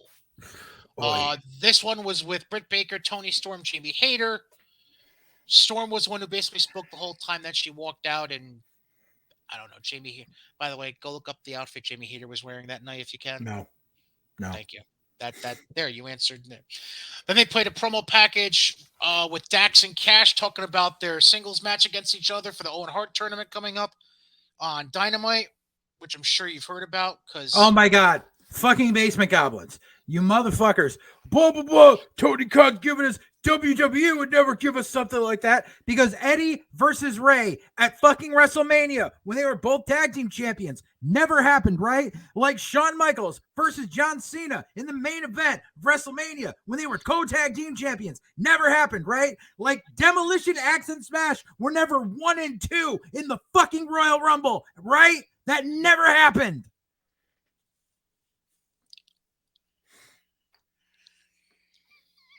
anything else? Like Owen and fucking Bulldog feuding over the goddamn European title while they were tag team champions. Never happened, right? They were the finalists in the tournament, for God's sake. And then they kept feuding over it after fucking Bulldog won it. And that's how the New Heart Foundation got formed. Yep. That was what, February night? That was leading up to WrestleMania 13. So it must have been like February or March of '97 when that happened with Brett. I remember it was Raw, and then Brett was like, "What the fuck are you doing? Yeah, your family, fuck off." Yeah, and then Jim and Pillman showed up, and all is fair. Yeah. And then the show ends with Jade Cargill retaining the TBS title over Marina Shafir, 30-0. Fake money goes out everywhere. Balloons come from the sky, and that's bitch compared herself to Floyd Mayweather. Well, yeah. No. And I hate Floyd Mayweather, but no. Right. Well, you and me both. I hate Floyd too. Can we just agree not to book that match ever again? Yeah. Well, Marina Shafir never learned how to, like, she was given plenty of opportunities to learn how to work. She just refused to learn how to work. She knows how to work, just not pro wrestling. She knows how to work judo, Muay Thai, Brazilian Jiu-Jitsu. Not pro wrestling, though. It's like, which leads me to a question. Whatever happened? Like, it was Shayna. It rubbed off on Shayna. Rubbed off on Ronda. Like, did Jessamine and Marina just have zero work ethic and said, fuck you, essentially? Is that what it was? Absolutely. That's what it was the whole time. That's nice. That's real nice. Basically, the only reason Marina Shafir has a job in AEW right now is because Adam Cole? I don't fucking know. What's the reason here? Roddy. Okay, but he's in WWE. Why wouldn't he just have found a way for her to be an NXT still? Because she got released from there, and they know Roddy doesn't have enough pull to get her back into the company. Fair enough. So they're doing it as a favor to Roddy in case Roddy ever wants to jump ship. Oh, it's one of those things. It's just like Max Caster being there because the case of maybe getting Lashley someday. Right. Or wasn't there another one too where they had like a female because they thought their boyfriend might want to come or some shit like that? Big Swole. Yes, that's right. Oh, fuck me. All right. My thing about the Forbidden Door pay-per-view, I'm going to keep it very basic. Very basic. Okay? It's going to be in Chicago. This leads me to what I was teasing earlier. Episode 47 of White Heat. You can tag it at 1 hour, 28 minutes, and some odd seconds into the show. Recorded on Monday, April 25th, 2022. Co-host Brian Cady henceforth says that forever and thenceforth forward, the phrase Forbidden Door, unless in reference to the upcoming show with AEW New Japan, is forever banned. I am done with the phrase. I am fucking finished.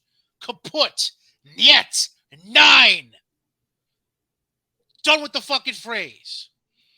Because now we've gotten to a point where we're naming a fucking show after a phrase that doesn't really fucking exist in the business.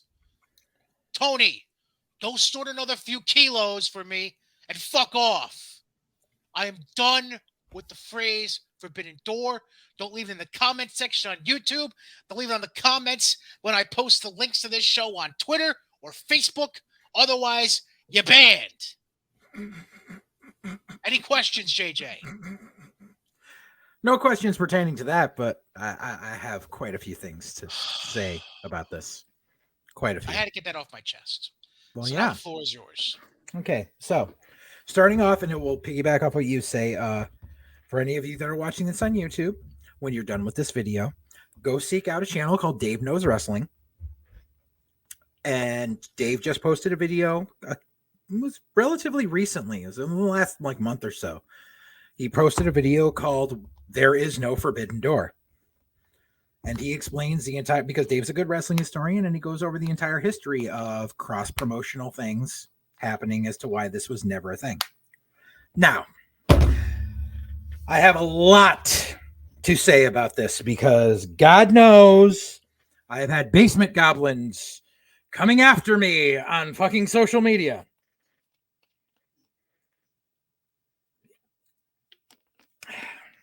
Basement Okay. rats. So let's start. Let's start at the ground floor here. So you know what I just saw Saturday night? I just saw Jay White and I just saw Tomohiro Ishii. They've been pretty regular in America lately. Minoru Suzuki been pretty regular lately. Unfortunately, but yes. And here's why I was actually, one of the reasons I was happy Ishii went over on Saturday was because usually lately, if you see a guy from New Japan, they're there to do the job. Unless it's a New Japan Strong show. Correct.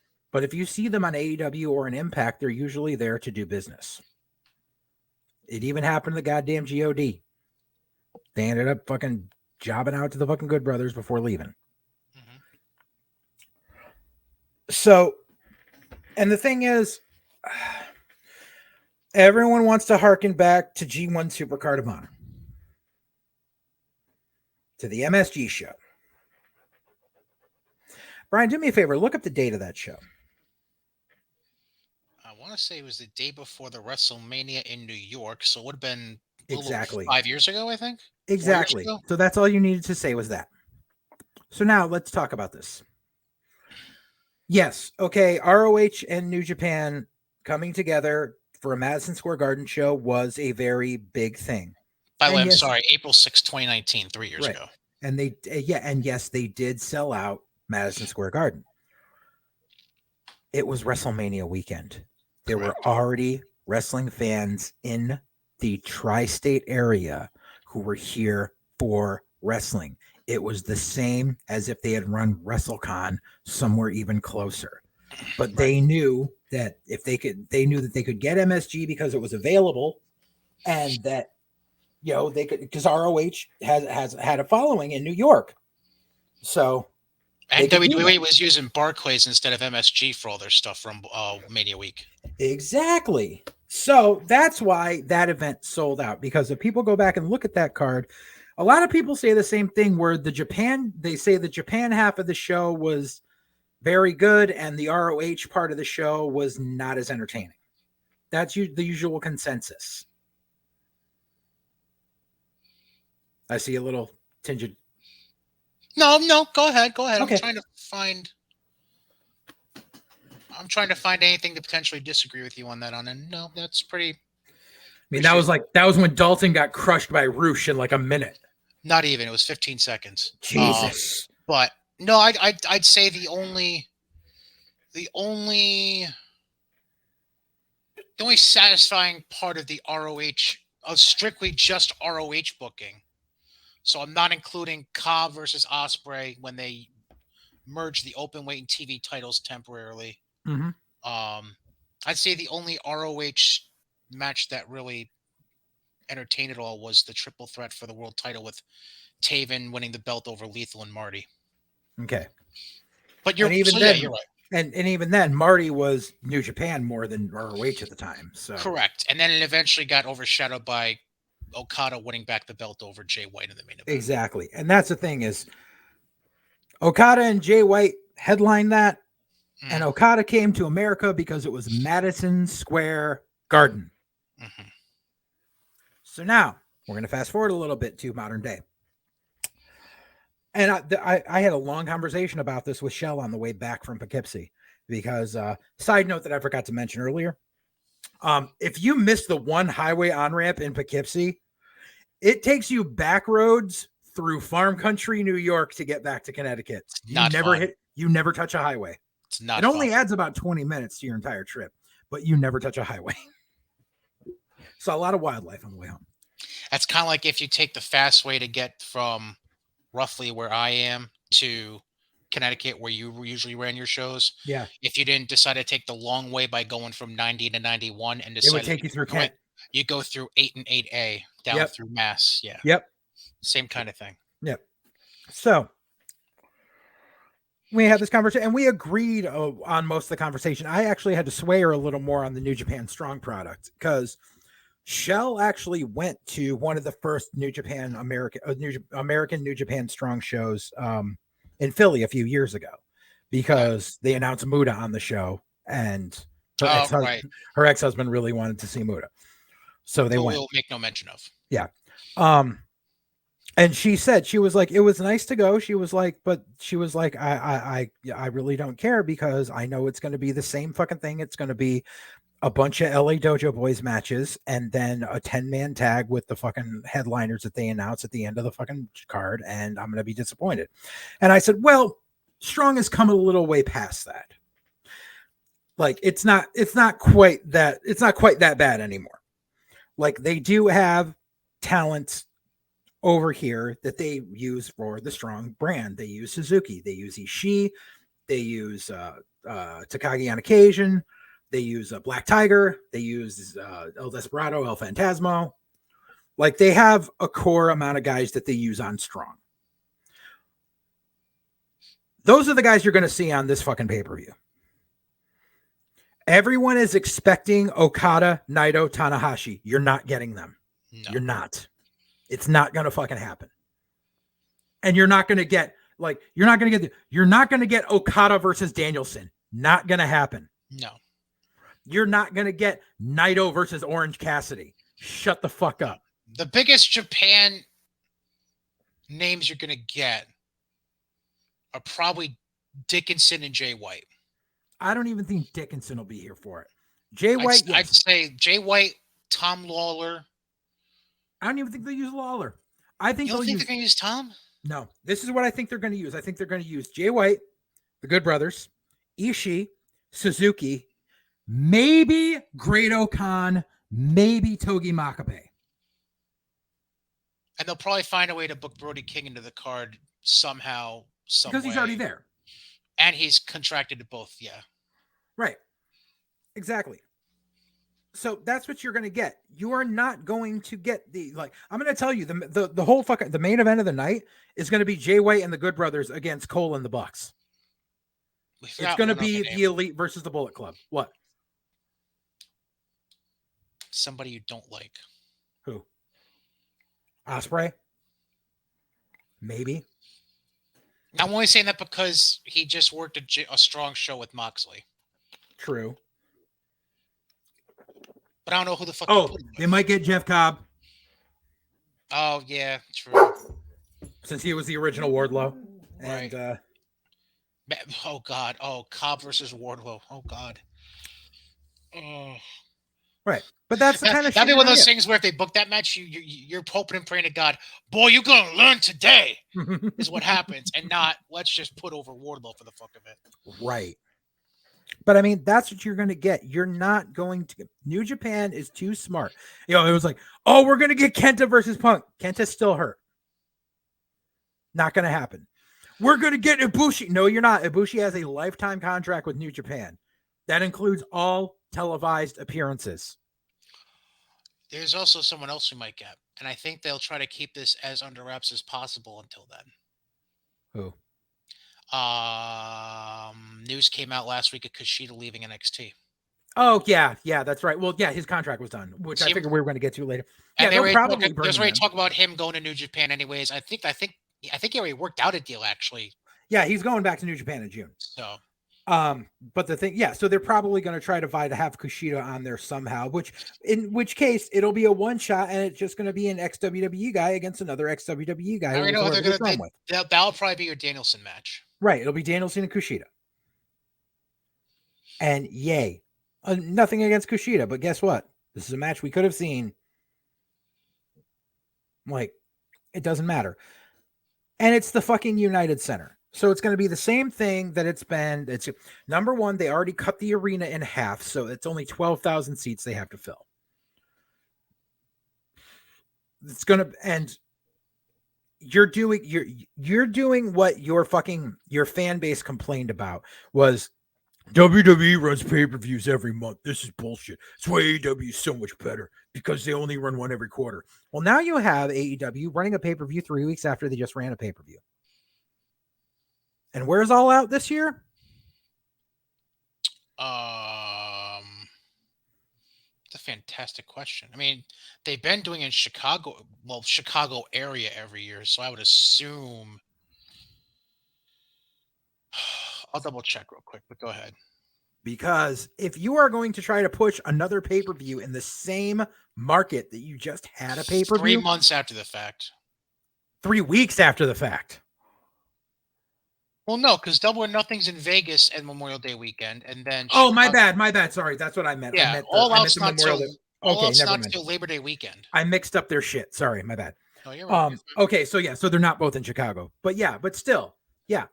Like, and the thing is, they keep going back to Chicago and back to Chicago. Like, this is like the 5th time they've been in Chicago in the past 6 months.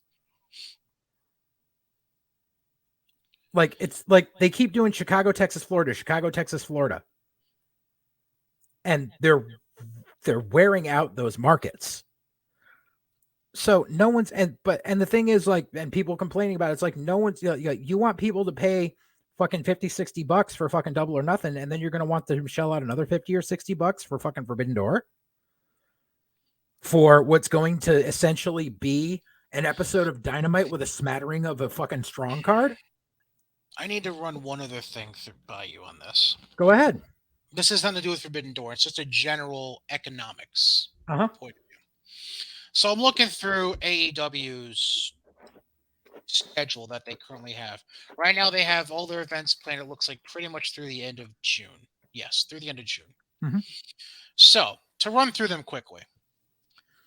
This week of TV is based out of Philly, live on Wednesday, and they're pre-taping for Friday. Mm-hmm. Then they're doing two taping sessions for AEW Dark on Sunday the 1st at Universal Studios. Oh, for Elevation. Okay.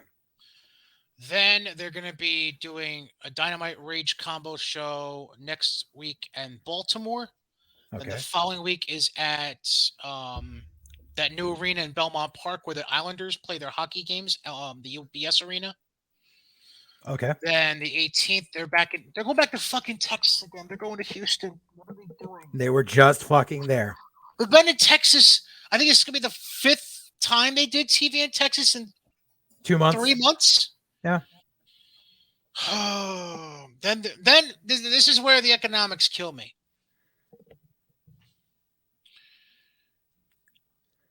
And they tend to do this every week of pay-per-view, it seems like. They do not just their pay-per-view in that city. Mm-hmm. They also do the week of Dynamite and week of Rampage in the same fucking city. Yep. So you're essentially asking fans to pay for 3 separate tickets to 3 separate shows that aren't even back to back to back. It's Wednesday, Friday, Saturday, or is it Wednesday, Friday, Wednesday, Sunday? Friday, Sunday. Yeah, Wednesday, Friday, Sunday. Like, your fans might have some disposable income. They don't have enough disposable income to be able to fly out, get tickets to 3 shows and a hotel for a week and a rental car for a week. And go blow money at the casino. I'm kidding. Well, maybe. But you get my point. It's Vegas. Mm-hmm. Then after that, they have they're doing Dynamite in LA, Rampage live again in Ontario, California. That's probably to placate to the Bucks because I'm pretty sure that's near Chickamauga. Then they're going back to taping Rampage at Dynamite June 8th in the Kansas City area. They're in Independence. Then St. Louis. They're going to be in Missouri the back-to-back weeks. They're going to be in the KC area the 8th and then St. Louis on the 15th. Right. And then they go to Milwaukee the 22nd. And then Forbidden Doors the 26th. Chicago. Lulls. Just fucking lulls. That's all I got to say. And by the way, I'm pulling up Forbidden Door right now to see. Are tickets really on sale already? Probably. Oh no, they go on sale to the general public a week from Friday, May 6th. Right. And you know that the fucking that StubHub is gonna fucking knock their pre-sales fucking numbers. No fucking clue, man. I can't wait to see that shit. It's gonna be all StubHub, and people are gonna be like, "Dude, the pre-sale sold out in 5 minutes." Yeah, it was StubHub. Yeah, pre-sale is gonna be 10 a.m. the day before, and the seating map. Now, I'm gonna assume. Because the map they're showing on the United Center website, and I know we're going stupid long, but it's worth covering this. It shows just like a general wrestling layout map for the arena. Right, but let's be frank. They're basically gonna cut off this arena from. They cut it almost completely in half for the AEW setup. They'll probably cut it from half lengthwise, not half height-wise. Oh, you're saying they're going to cut it across and not... As in, here's the oval in half this way. That's the way Dynamite... Because if you look at it like, here's the center where like the hockey rink is, right, and all the seats go around it. Yes. The way AEW has been doing the United Center when they go there is, here's where the entrances are. And the ramp. Oh, yeah, that's what I meant, yeah. Yeah. So basically, hypothetically speaking... They're at least going to cut out a third of the arena. Yeah. They're basically, if you're looking at it from the lower section point of view, they're basically going to cut out sections 114 to 120 and all adjacent sections in the second and third levels, is the way I'm looking at it. Yep. At minimum. Yep. And that all depends on how big they decide to go with the floor sections. And you would think if this show was supposed to be this fucking big, why are they still in the United Center and not the other fucking arena in Chicago? You said it, not me. All right. All right. I've had enough. I need to move on to something other than AEW because my brain's about to fucking explode. Okay. All right. So, I don't know if you saw this. Wrestling is the devil. Triple H was being interviewed for something. I can't remember what it was. Bear with me. I know which interview you're. He compared pro wrestling to football. And the way he does it made me smile. Let me see if I can pull up the picture here. Because he was right. All right. So here's the quote. I'm going to take the banner. Here's the quote. If you're watching on YouTube, you can see it. For those listening to audio only, I'll read it to you. Levesque added, quote, "As long as there aren't things hurting the business overall, I think any of that stuff is good." And this was, he was apparently asked about AEW and NWA. That's what he means by any of that stuff. Continuing on, this is where it gets funny. If you're a 6-year-old kid, you turn on the TV, wrestling is on, and you like it. Now you're caught up in it. Then you start sampling all of it. You get to where you're a huge fan. That's the money. There's room for everybody to do it. It's like saying the USFL or XFL is starting up and the NFL is panicking about market share. It's just going to increase people's love for football. If you love football that much, you'll watch all the football, and it's great. But the NFL is not sweating it. So basically, he called the WWE the NFL, and everybody else third-rate products. Mm-hmm. Paul, I love you. Oh, goodness gracious. That made me smile when I read that quote 2 weeks ago. I thought you were pertaining to the other part of that interview where he talked about how why they prefer college kids over indie guys. I did see that. And if I remember correctly, it basically goes back to what we've said. Yeah, it's the indie guys have bad habits and they don't know how to fucking break. Right. Yeah. Which is a complete fact. Yeah, we've been saying that since day one of this show. Mm-hmm. And I'd say we've been saying that since we first met each other years ago. Yep. So, which was, God. Oh, don't age yourself, Brian. 8 years? 9 years? Yeah, 8 or 9, yeah. Yeah, in that ballpark. How the fuck are we still friends? Anyways, let's get to TV. Raw. Seth and Cody do a promo. Yay. They're building for Backlash. Good for them. First match of the show, Sasha and Naomi retain the women's tag titles over Rhea and Liv. Then Rhea lays out Liv and does a heel turn. I would have cared about this if they didn't have Rhea do this exact same program 2 months ago with Nikki Ash. Right. Or if they didn't tease it 5 million times beforehand. Right. Then Sonya Deville comes out, does a promo, gets interrupted by Bianca. Bianca almost hits the KOD, but just puts her down. We'll come back to that in a minute. Mm-hmm. Then Veer squashes some poor local jobber. I didn't catch his name because I don't think they ever got to saying his name. Oh, no, I don't know who it was on Raw. I only know who it was on SmackDown. Yeah, we'll get to that. Then we get to backstage with Sonya Deville bitching to Adam Pearce, asking how much Bianca Belair is going to be fined for putting her hands on her. Then Bianca shows up and pays the fine to Adam Pearce of a crisp $1 bill. They trading places, her ass. Then we get the KO show with Ezekiel. Lie detector test administered by Chad Gable. A shush! Apparently Ezekiel's telling the truth. Because that's how a lie detector works. You can hook a blood pressure cuff up to a laptop, and that's a lie detector. With 2 little Velcro rings that you put around your phone to make sure the cable doesn't get fucking tangled up. Uh-huh. And you can broadcast it to the Titantron at the same time. Right, yeah. That wasn't a sound recording software at all that they put on the Titantron.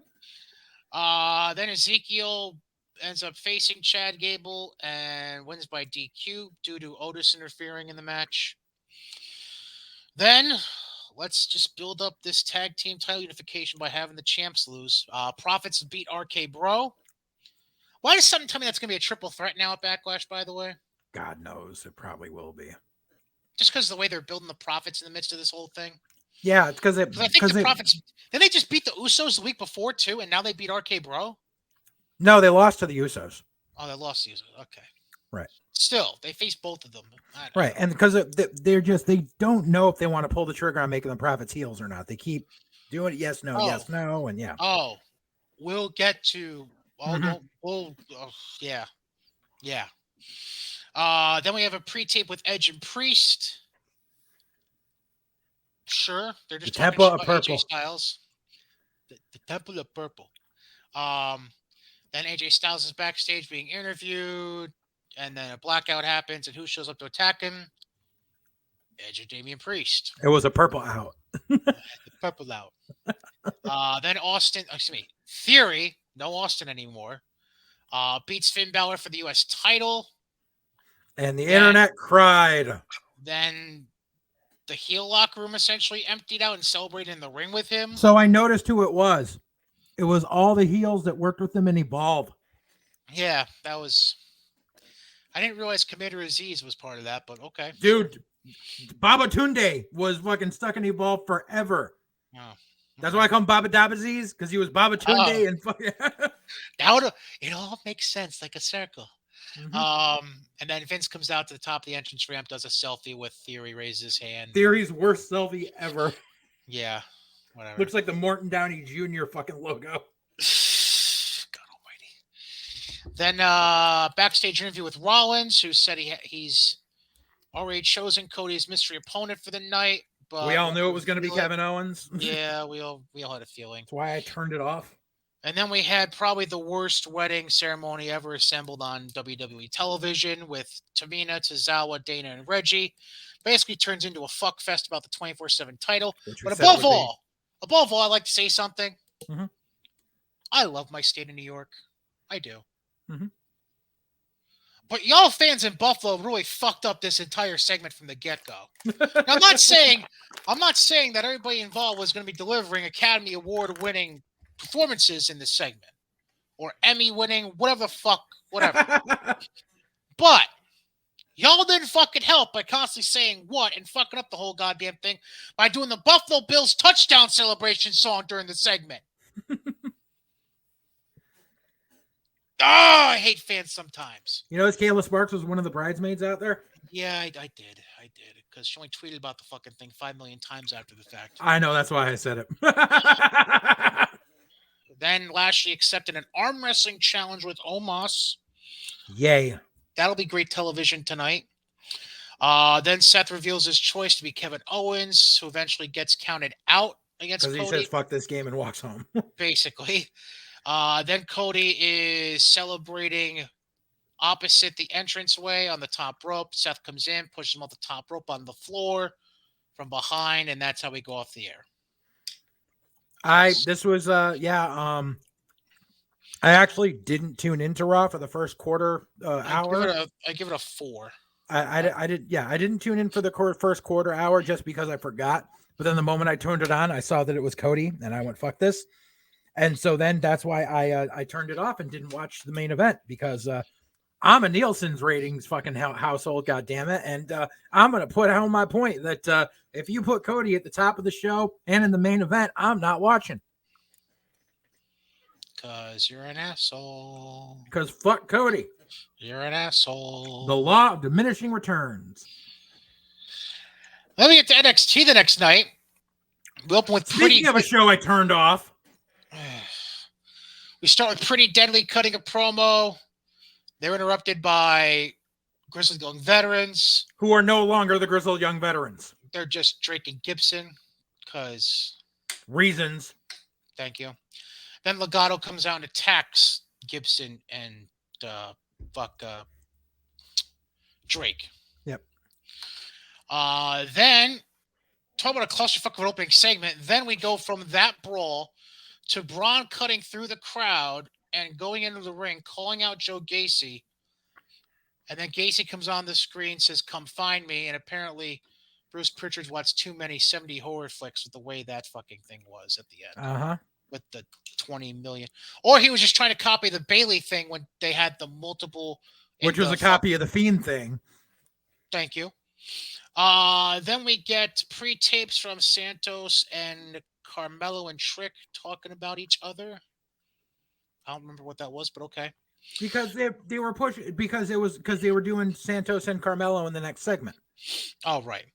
Then apparently we decided to bring back Saray by having her job to Tiffany Stratton. Again. Yep. She already fucking jobbed to her without her powers. Now she jobbed to her with her powers. So where the fuck do you go now? Yeah, and you killed her finisher because Tiffany Stratton rolls out of the ring after the fucking dropkick thing that almost killed what's her face? Was it Xia Li? She almost was it who the fuck was it? Was it Xia Li, Mercedes? Who the fuck was it? She almost killed somebody with that fucking dropkick in one of her first matches. You know, Xia knocked out Mercedes. Oh right. Who the fuck did Saray almost knock the fuck out? I don't remember. Kick? I don't remember either. Was it might have been Dakota. Zero? I don't. No, I think Dakota actually took it well because she knows what the fuck she's doing. It was someone. I don't fucking know. Anyways, you killed the fucking finisher for her now because Tiffany basically rolled out of the ring, and then once she got back in, she won the match. Like, fuck all. Then Braun finds the empty shark cage that Rick Steiner was in with an iPad playing. So an iPad. Like, I thought your dad was home, so why would you be worried about him being in the shark cage again? Thank you. Then we get Pretty Deadly backstage, coming across Indy and Persia. They ask for a match. Pretty Deadly's like, sure. And they're like, oh, not against us, against Duke and Dexy. Yeah. Because, that's how it works. Guys who have never teamed together get a tag team title shot right away. Because they have two chicks as the representatives. Then we get Waller cutting a backstage promo saying how he fired Sangha after losing the tag team gauntlet week before. Like, they just put those two together. Yep. And then buried Sangha. Right. And then Andre Chase interrupts the interview. Then Sangha comes through and chases Waller to the ring to start their match. And then Waller beats Sangha. So now you've taken another big guy who lasted all of a month and a half and made him look like shit. Basically. Like, maybe they just took him off because of Great Value Kali on the other channel, and they were like, we're going to hold off on this dude for a while. No. Maybe they'll release him and they'll tag him with Great Value Kali. Oh, God, no. Don't you put that evil on me, Ricky Bobby. Then we have a Cora Jade package on Natalia because we need to, I guess. Terrible. Then we get... Now, this is the part of the show that didn't make sense to me, but we'll get to that. So we had a debut vignette played for Roxy, now known as Roxanne Perez. Then we come back to live and have her doing a backstage, was it a promo or an interview? I think it was an interview. It was an interview where she was talking about how she was going to debut the next week. Right. She was going to debut the next week. She was talking to Mackenzie Mitchell. Then Toxic Attraction comes out, but cuts her off Interrupts. and says, "Fuck it, why don't you debut this week?" And then she's like, "Okay." Reasons. Yeah. Then Legato beats Drake and Gibson in a tag match. We get Wesley interviewing backstage. He's cut off by Zion Quinn because now Zion Quinn's a Master heel, apparently. Yeah. And we get Mello beating Santos Escobar thanks to interference from two guys dressed like They were Italian rejects from the gangsters, specials. or rejects from The Godfather Part 4. I don't fucking know, one or the other. Obviously representing Tony D. Fucking Supertones got mad, dude. Then after the match, Mello challenges Grimes for a title shot. Grimes accepts. Then Solo Sikoa attacks Mello and Trick, who are in the ring. And Solo says, "I've got next." So now we it's have a a triple three-way now. threat match for what Reasons. has been announced as Spring Breakin'. Spring Breakin'. Yes, that's in 2 weeks. Because that took a lot of thought into that name. Correct. Then, because I'm pretty sure you didn't see this segment, you need me to explain it to Oh you. no, I went back and watched later, but Okay. I turned off NXT. And this is the thing, I couldn't take it anymore with NXT. It was the fucking, and like Mello and Escobar are great, are extremely talented, but you gave me no reason to want to watch this match in the first place, and it's heel versus heel. So why is the crowd supposed to be engaged? At which point I was like, fuck this, I'll go back and watch this later, and I turned off the whole program. But yes, I did go back and watch the rest of the program. So I saw the really shitty ripoff of No Holds Barred. So basically, Braun walks into an office that ends up being covered in mirrors, and they had Joe Gacy appear in the mirror with. I don't know if they were trying to rip off No Holds Barred or if they were trying to rip off the horrible Hogan Warrior experiment in WCW. It was one or the other. It was No Holds Barred, because Hogan Warrior was like, Warrior was projected, but Hogan could see him, and everyone else was like, what could he see? But you could see it on the TV, and it was really dumb. Right. Yeah. Then Natalya comes out and beats Tatum Paxley in basically a glorified squash match. Mm-hmm. Then we get a backstage promo with Duke, Dex, and Indy. I don't think Persia was there for that. Was Persia Yeah, there? they were all Okay. They were all there. Yeah. Then Zion Quinn beats Wesley because we don't know what to do with Wesley right now. So they'll just crush him. Yeah. You could have had a chance there to have that guy start to get a redemption, but nope. Which you've already had Zion Quinn do the job to both guys in Legato, so it's actually it's been shown that he can do the job to guys smaller than him. You just decided no. And now we get to the favorite part of the show for you. Natalya is being interviewed backstage. He gets interrupted by Nikita Lyons, ass bitch, who challenges her for a match after she beats up Lash Legend this coming week. Please injure her bad, injure her, please. Then Roxanne Perez, a.k.a. Roxy, upsets JC Jane thanks to the distraction of Wendy Chu. Because squirt guns. No, that was the week before. This week, she destroyed the Toxic Lounge. Oh, that's right. Yeah, that was the week before after Mandy Rose defended her title. Oh, no. No. That was after Toxic Attraction went back to... I don't fucking know. Whatever. It was after Mandy beat Dakota. Oh, right. Dakota. That's right. Then Legato comes out, finds a boot on one of the tires of their SUV and a dead fish on the windshield because we're just going to keep going with all the Italian fucking idiosyncrasies. Because once again, more heel versus heel shit for no fucking reason other than the fact that Santos is the only experienced vet you've got left for these fucks to work with. And Santos gets a face reaction from the crowd in that place. Well, because it's fucking Florida and there's a big Latino population. I fucking know. I'm just saying. Then we get Pretty Deadly retaining the tag titles over Duke and Dexter. Because reasons. Then we get... So this is... The end of the show was as much of a fuck up as the start of the show. Mm-hmm. So the match ends.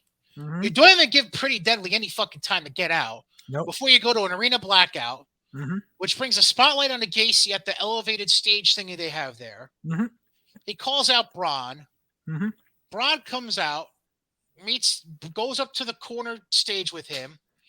Gacy offers to give back the Hall of Fame ring he took from Braun's father if he gets an NXT title match in return. Mm-hmm. Braun accepts. Gacy puts the ring in the pocket of Braun's denim vest. Mm-hmm.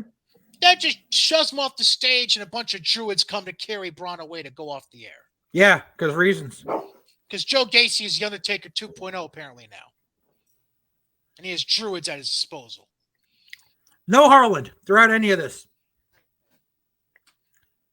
No Nope. Harland. Just Gacy. The entire show.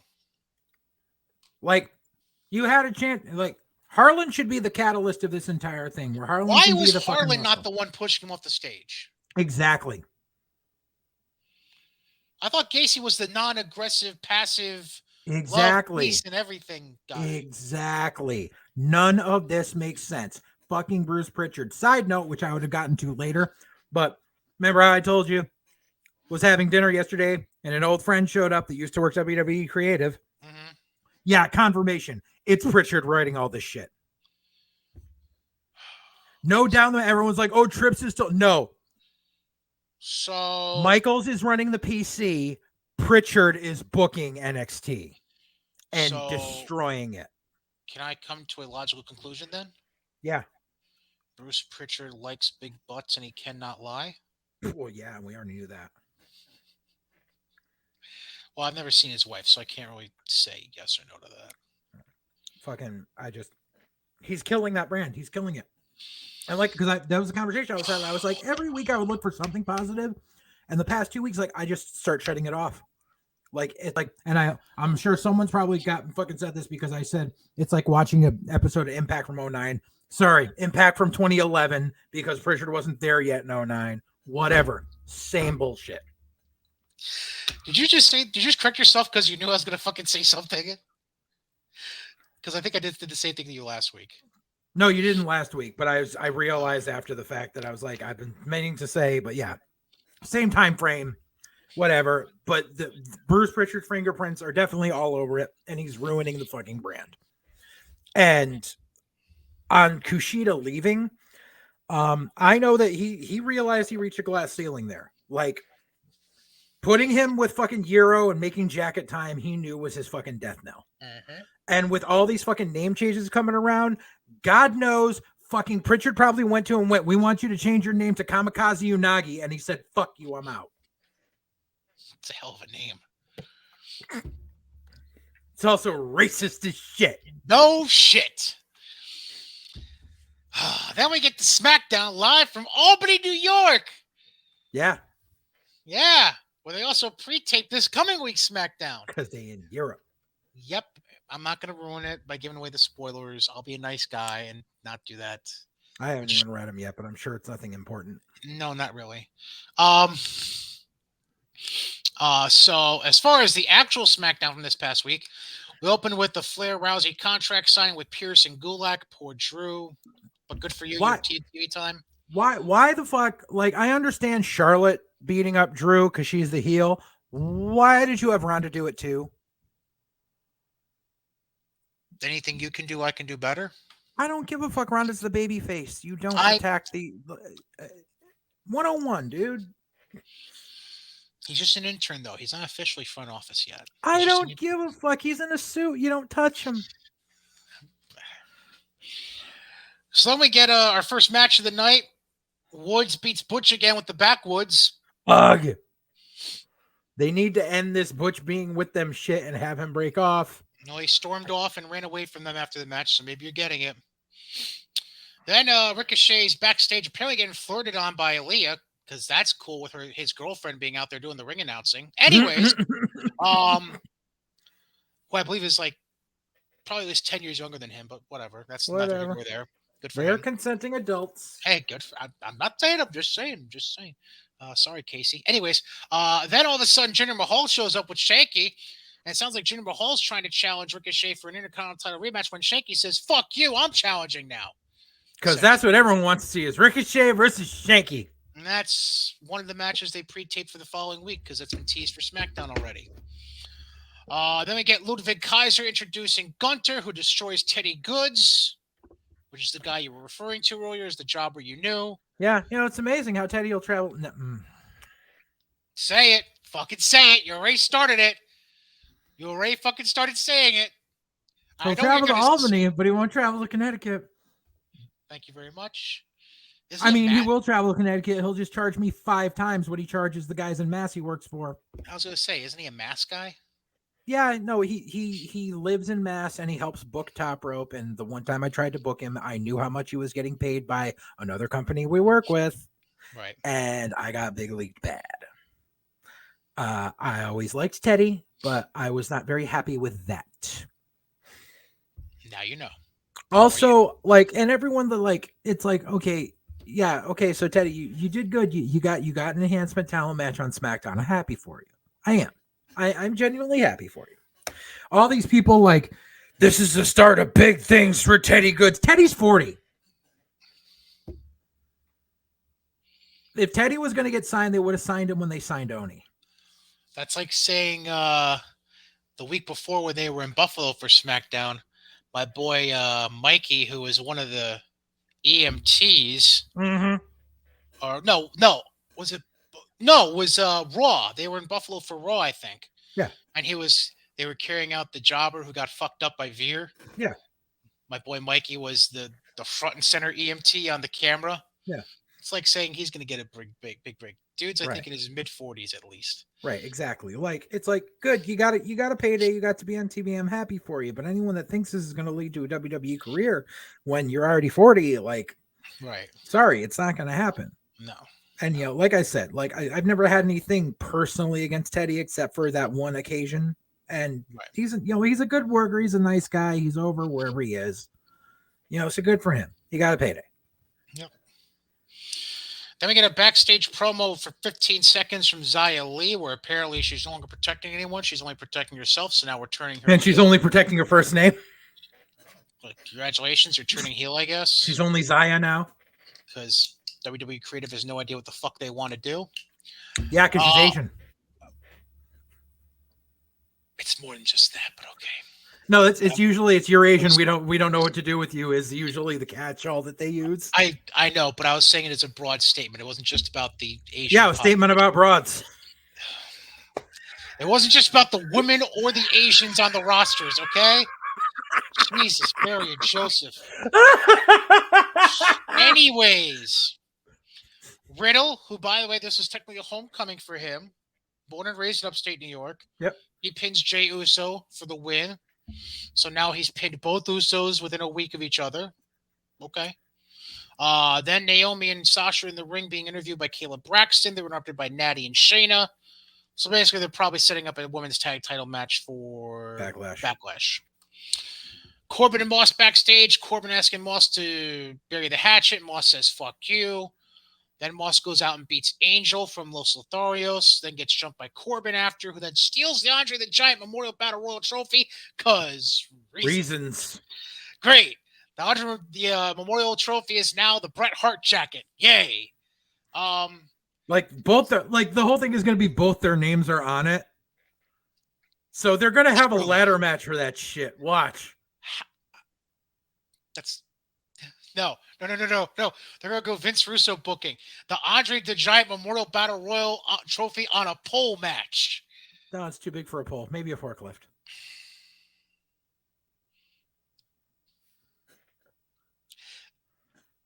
I'm not gonna say it. I know what you want me to say. I'm not gonna say it. Judy I'm not Bagwell. gonna say it. I'm not gonna say it. You're saying the trophy's as heavy as Judy Bagwell. Anyways, no, I'm just saying it's the same height.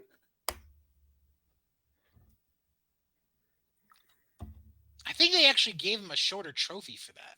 Oh, did they? That trophy looks shorter than the original one. Oh, okay. Wrong. Did you watch SmackDown? I watched some of it and I fell asleep. All right, so if you missed the trophy, yeah, the trophy definitely looks smaller than the original one. Okay. Probably just a prop for the sake of using it on television. Yes. Then they show Sami Zayn seeking refuge from the Bloodline to help out in his match, his lumberjack match against Drew. Yeah. Oh, we'll get to that in a second. Then we get our third week in a row of a pre-tape package from Lacey Evans. And then we have the lumberjack match to go off the air, but Sami Zayn runs out of the lumberjack match, just like he ran out of matches the previous 2 it's weeks. A steel cage match at the pre-tape. That's right. Correctamundo. So Pierce announces at the end of the night it's going to be a rematch in a steel cage, and that was part of the pre-tape for this coming week. Yep. Yay! That was everything. Did I miss anything? No. Is there anything else you wanted to touch on before we get out of here? Well, yeah, a couple of things I want to touch. Like I said, had a little get together yesterday at Shell's, and a lot of a few old familiar faces in and out, and yes, an old friend from the WWE creative team was there, and so I got to hear some. We got to exchange some old road stories, some from his side, some from our side, which was quite interesting. Imagine the ones from your side that you fucking shared. Well, it was like indie stuff that happened while he was working creative that he didn't know about that happened. And shit that happened in between. Cause like we were basically like filling in gaps in here and there because he would talk about stuff like, hanging out with Hurricane, like, when Hurricane was working backstage. And he's interesting.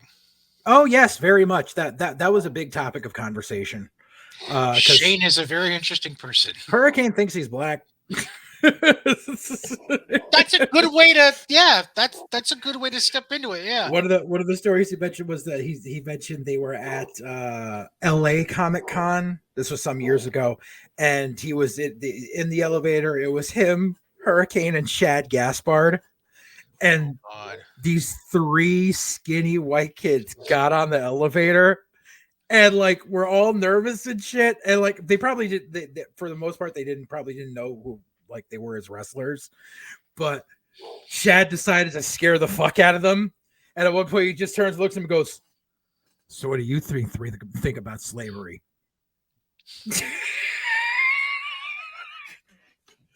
To which one of the kids just turns and looks at him and goes, "We're from Massachusetts." Because that's all he could get out. And then ding, as the elevator doors start opening, Helm starts saying some outlandish shit in a deep Southern accent that our friend couldn't even fucking comprehend, and these three just darted out the fucking elevator. Oh my god. Yeah. We were talking about you know what? So everything got brought up because he works for social media marketing companies now and stuff out on the West Coast. Does a lot of influencer shit. Like companies that help out the influencers, and we were all talking about like stuff we watch, and he asked because we're sitting there at Shell's, and by this point it was him, me, Shell, Nocturne, and Carol. It's a hell of a group. Yeah, that was what was left. CC had already left, and Andy Sweet had been there already beforehand. Mm-hmm. So he said, "So what do you guys think of the show Heels?" At which point the wife was over here and she goes, "Oh God." And you were probably like, "Where do I begin?" Exactly. And we're like, John was just like, "Oh, well, blah, blah, blah, blah, blah." And I turn, I'm like, "No, shut the fuck up. You've been in this business as long as I have, and you know everything about that show is total fucking bullshit." And the wife's over here is like, you open Pandora's box. I'm not doing it. And fucking our friend was like, "Well, yeah, JJ's got a point." And I'm like, thank you. And so it's like, "Well, why do you bitch? Why did you keep watching?" And I'm like, "Because we had a segment on the show called JJ Hates Heels, so I kind of had to keep doing it." And then I finally said, "Fuck it." But yeah, so we were using that as a dynamic to talk about a bunch of stuff. And I was like, I like the one guy on the show. I'm like, I forget the actor. I'm like, the guy that they obviously based on Michael Hayes. And he was like, "You mean the guy that is 125% completely Michael Hayes?" Yes. He was like, "The only difference is I'm pretty sure Michael Hayes has never cheated on his wife. That is the only difference between those two characters." And I was like, yeah, because I could even see Michael Hayes getting stuck on an airplane video, fucking coming out of the freaking men's room, swinging dick around, wearing a toy title belt. He goes, "Oh, you mean like you did on the plane ride from hell that they amazingly left out of that episode of Dark Side of the Moon?" Dark Side of the Ring. No, oh shit, that's Dark Side of the Moon. Yeah. Wow. Yeah. He was like, "That basically happened on Dark Side of the Ring." He goes, and I'm not telling you anything that like other dirt sheets haven't reported. He's like, "But yeah, that like he basically came out of the men's room and like was so drunk, and he had to get held back by Big Show." And I forget who said the second was because he almost took a piss on Linda because he was that blackout drunk. Oh my God, Michael. He was like, "Yeah." He's like, "Yeah, Michael Hayes stories for days." He goes, because I mentioned something. Oh. So they were talking about a meeting they had during the creative team because we were talking about Drew McIntyre's sword. Oh boy. And how like basically after the spot where Drew like went to hit the ropes and it wobbled at Mania, and Nocturne was like, after that, everyone on the internet all of a sudden became like a 4th grade metallurgist. And I was like, yeah, right. Because it's like, oh, a sword's supposed to wobble, blah, blah, blah. I was like, no, dude. I was like, it's a cheap stainless steel 10-penny sword, like knockoff Claymore sword, like Eddie fucking Bar in Connecticut had from fucking Burnside Brewery 10-penny ale. Like, and fit what do you call our buddy got that reference because he was a bartender through a bunch of places in New Haven at the time. So he got that reference right away. And he was like, yeah, he was like, that was kind of like when we were sitting in the fucking and I mentioned Andrade and Cody, the fucking the Bad Fire spot a couple of months ago. And how Andrade had the Colombian necktie knife and then puts it in his man purse. I'm like, if you're bringing out a weapon, you need to fucking use it. That was which part we talked about Drew using the sword and not using it right and blah, blah. And I was like, it never should have gone past the sword and the stone bit during his entrance. And he's like, yeah, we were in creative one time. And there was this one guy who was brought on the creative team who like obviously knew nothing about wrestling, but was brought in because he wrote for some fucking reality show for one season. He goes, and this guy was like, oh yeah, we should have the Undertaker come out with a battle axe. And he's like, and as amazingly, I turned and I was the first one to go, you can't do that because you have nowhere to fucking go after that. And I'm like, you mean you actually got to say that before Michael Hayes did? And he was like, Michael Hayes wasn't in the meeting room. Usually when the writers were meeting, he was down the hall in the fucking gym. I was like, oh, well, that makes sense then. He was like, yeah. He goes, he was like, you remember the time Michael Hayes got suspended for, the Mark Henry N-word incident? I'm like, obviously. He's like, yeah, you never hear about how 15 minutes before that, he fucking headbutted me in the face. Jesus. He's like, literally, like, he's like, we're there. He's like, I had already been drinking during the day. So he's like, oh, I need you to drive me. And I was like, dude, I can't drive you. We'll get you a car. We'll have a car come get you, but I can't drive you because I've already been drinking. So I'm not getting behind the wheel of a car. And then I see him in the lobby of the hotel, freaking a half hour later, he just walks up and boom, right in my head. He goes, and that's not the first time it happened. He goes, that's you, everyone, all of the writers, he's like, all of the writers got the shit kicked out of them by Michael Hayes. He was like, the only ones that didn't, like, he's like, the only people that weren't physically abusive with us were Gewurtz and Rajan Singh. I was like, damn. And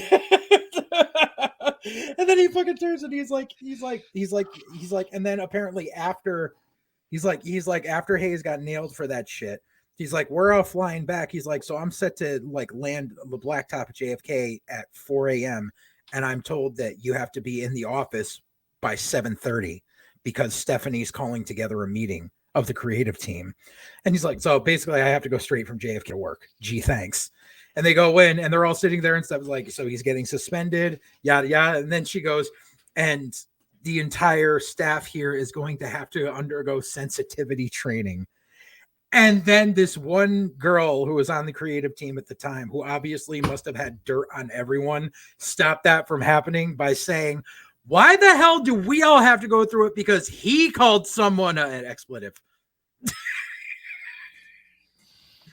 And they were like, good point.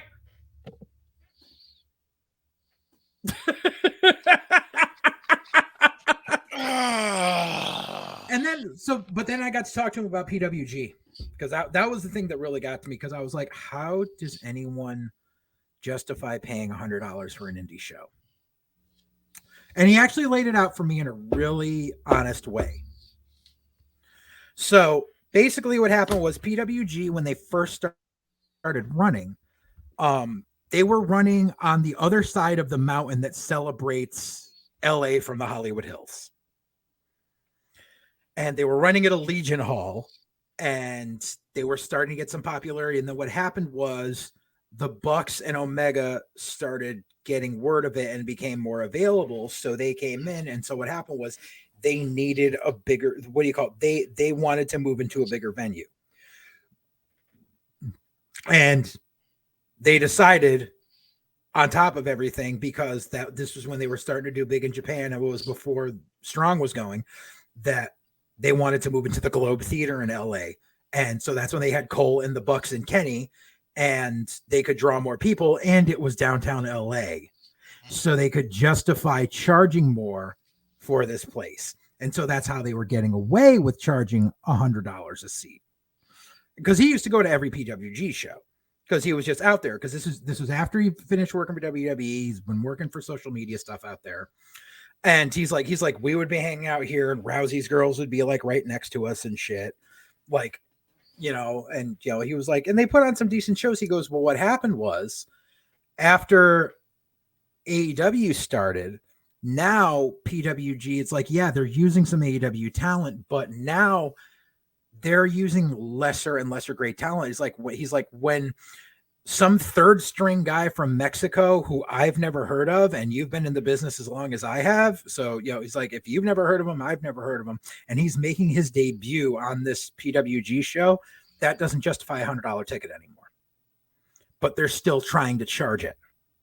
I was like, okay, that makes the sense as why they're still charging that. He goes, but yeah, it's a business model that's not going to hold them long for well, because now they think that they've reached that standpoint of we're allowed to charge it because we're Pro Wrestling Guerrilla. And because he even said it, he goes, as far as indies in Southern California go, it's PWG. And then the drop off to the next one is like this. It's bad. So that's why they think we go doing that. But that's like, because we were just talking, and we've been talking about how fucking PWG just yanked a bunch of AEW guys over the weekend from their next show. Right. So we'll see how their business is doing in a couple of years. But God knows I think that's going to be your next thing is after the FD show falls through. You next can say thing because you're referencing the show. I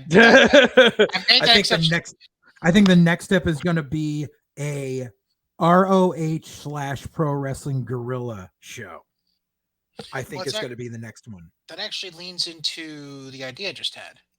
You got a bunch of guys that I'm assuming now. Again, we have no idea what the business model is going to be for Ring of Honor going forward, as far as what talents are going to be booked going forward, because we don't know a fucking clue when ROH is going to have another show. They don't have a TV deal. They have no streaming deal. That's the big announcement was supposed to be something bigger than this. Right. So they have no streaming deal. They have no fucking TV deal. Right. Apparently, the word on the street that we're hearing is that it's going to be basically surrounding Joe, Lethal, and Gresham. That's what they're going to be building it around. And Tony's trying to negotiate something with Warner Media in some shape. They're not biting. No. So my theory is this. Assuming a good chunk of those talents don't ever end up getting picked up for work again because ROH is a fucking mess under the ownership of Tony Khan, couldn't PWG just pivot and say, okay, you all were at least relevant talents on this national product at one point. Right. Come in and make this your new home and make us viable to what we've been known to deliver in the past. And that's what they'll probably do, yeah. Like, I'm just trying to think of an example. Like, hypothetically, because we mentioned Bandito. Well, not even that. You can just pull in the guys that were just in Honor No More on Impact TV. Bring them in. Because as much as he seems to like going from company to company, I don't think Mike Bennett wants any part of that shit show. Nope. Taven won't want any part of that shit show. Nope. Fucking Kenny. I don't know. Kenny King's a little bit of a money whore. He might. I don't think PCO. I think re-signed with Impact, so I think he's sticking around. Oh, so yeah, okay. Who else did we have? Eddie is still signed with Impact. Yeah. Who the fuck else was in that group? I can't remember. That was it. That was all that was in that group. So, yeah. But then you got guys like Joe Hendry and Red Titus. And Josh Woods. Yeah. Silas Young. Yeah. Malonis. Yep. Malonis is sticking around here. He's going to stick Northeast based. Yeah. Didn't he just come back for Chaotic for a show? Chaotic, and he's been working. He's working Limitless and another company up in Maine. There's another company in Maine other than Limitless. There's like 80 other companies in Maine besides Limitless. Maine is the new like. Maine's 90% forest. How the fuck are they pulling that off? That's where all like it goes. It goes in cycles. It goes. Jesus. So in the early aughts, 2000s, all the indies were in Connecticut. Then what happened was they started spanning more up towards Western Mass. Then what happened was they moved over to Vermont. Then what happens? They moved over to upstate New York, Albany area. Then they started moving back over towards Mass, and now it's Maine, where a whole bunch pop up out of nowhere and run for about a year and then leave. And now it's starting to drizzle back into Connecticut again. The random pop-up companies? Yes. Aside from the one that's going to be opened up by He Who Shall Remain Nameless. Huh? JT Dunn's eventual father-in-law. Oh, that's Rhode Island. Sorry, that Rhode Island is the other part that I forgot about in the meantime. Yeah, Well, that's Rhode Island. Still, you get my point. Yeah, that's Rhode Island. Yeah, no. Connecticut is the piece of shit that fucking poached my venue, and the other piece of shit that poached my venue. And then there's some company that's running a show in West Haven this upcoming week or next week or some shit like that. And then there's fucking, because apparently everyone wants to run in Torrington, Connecticut now, even though that town was dead fucking 4 years ago.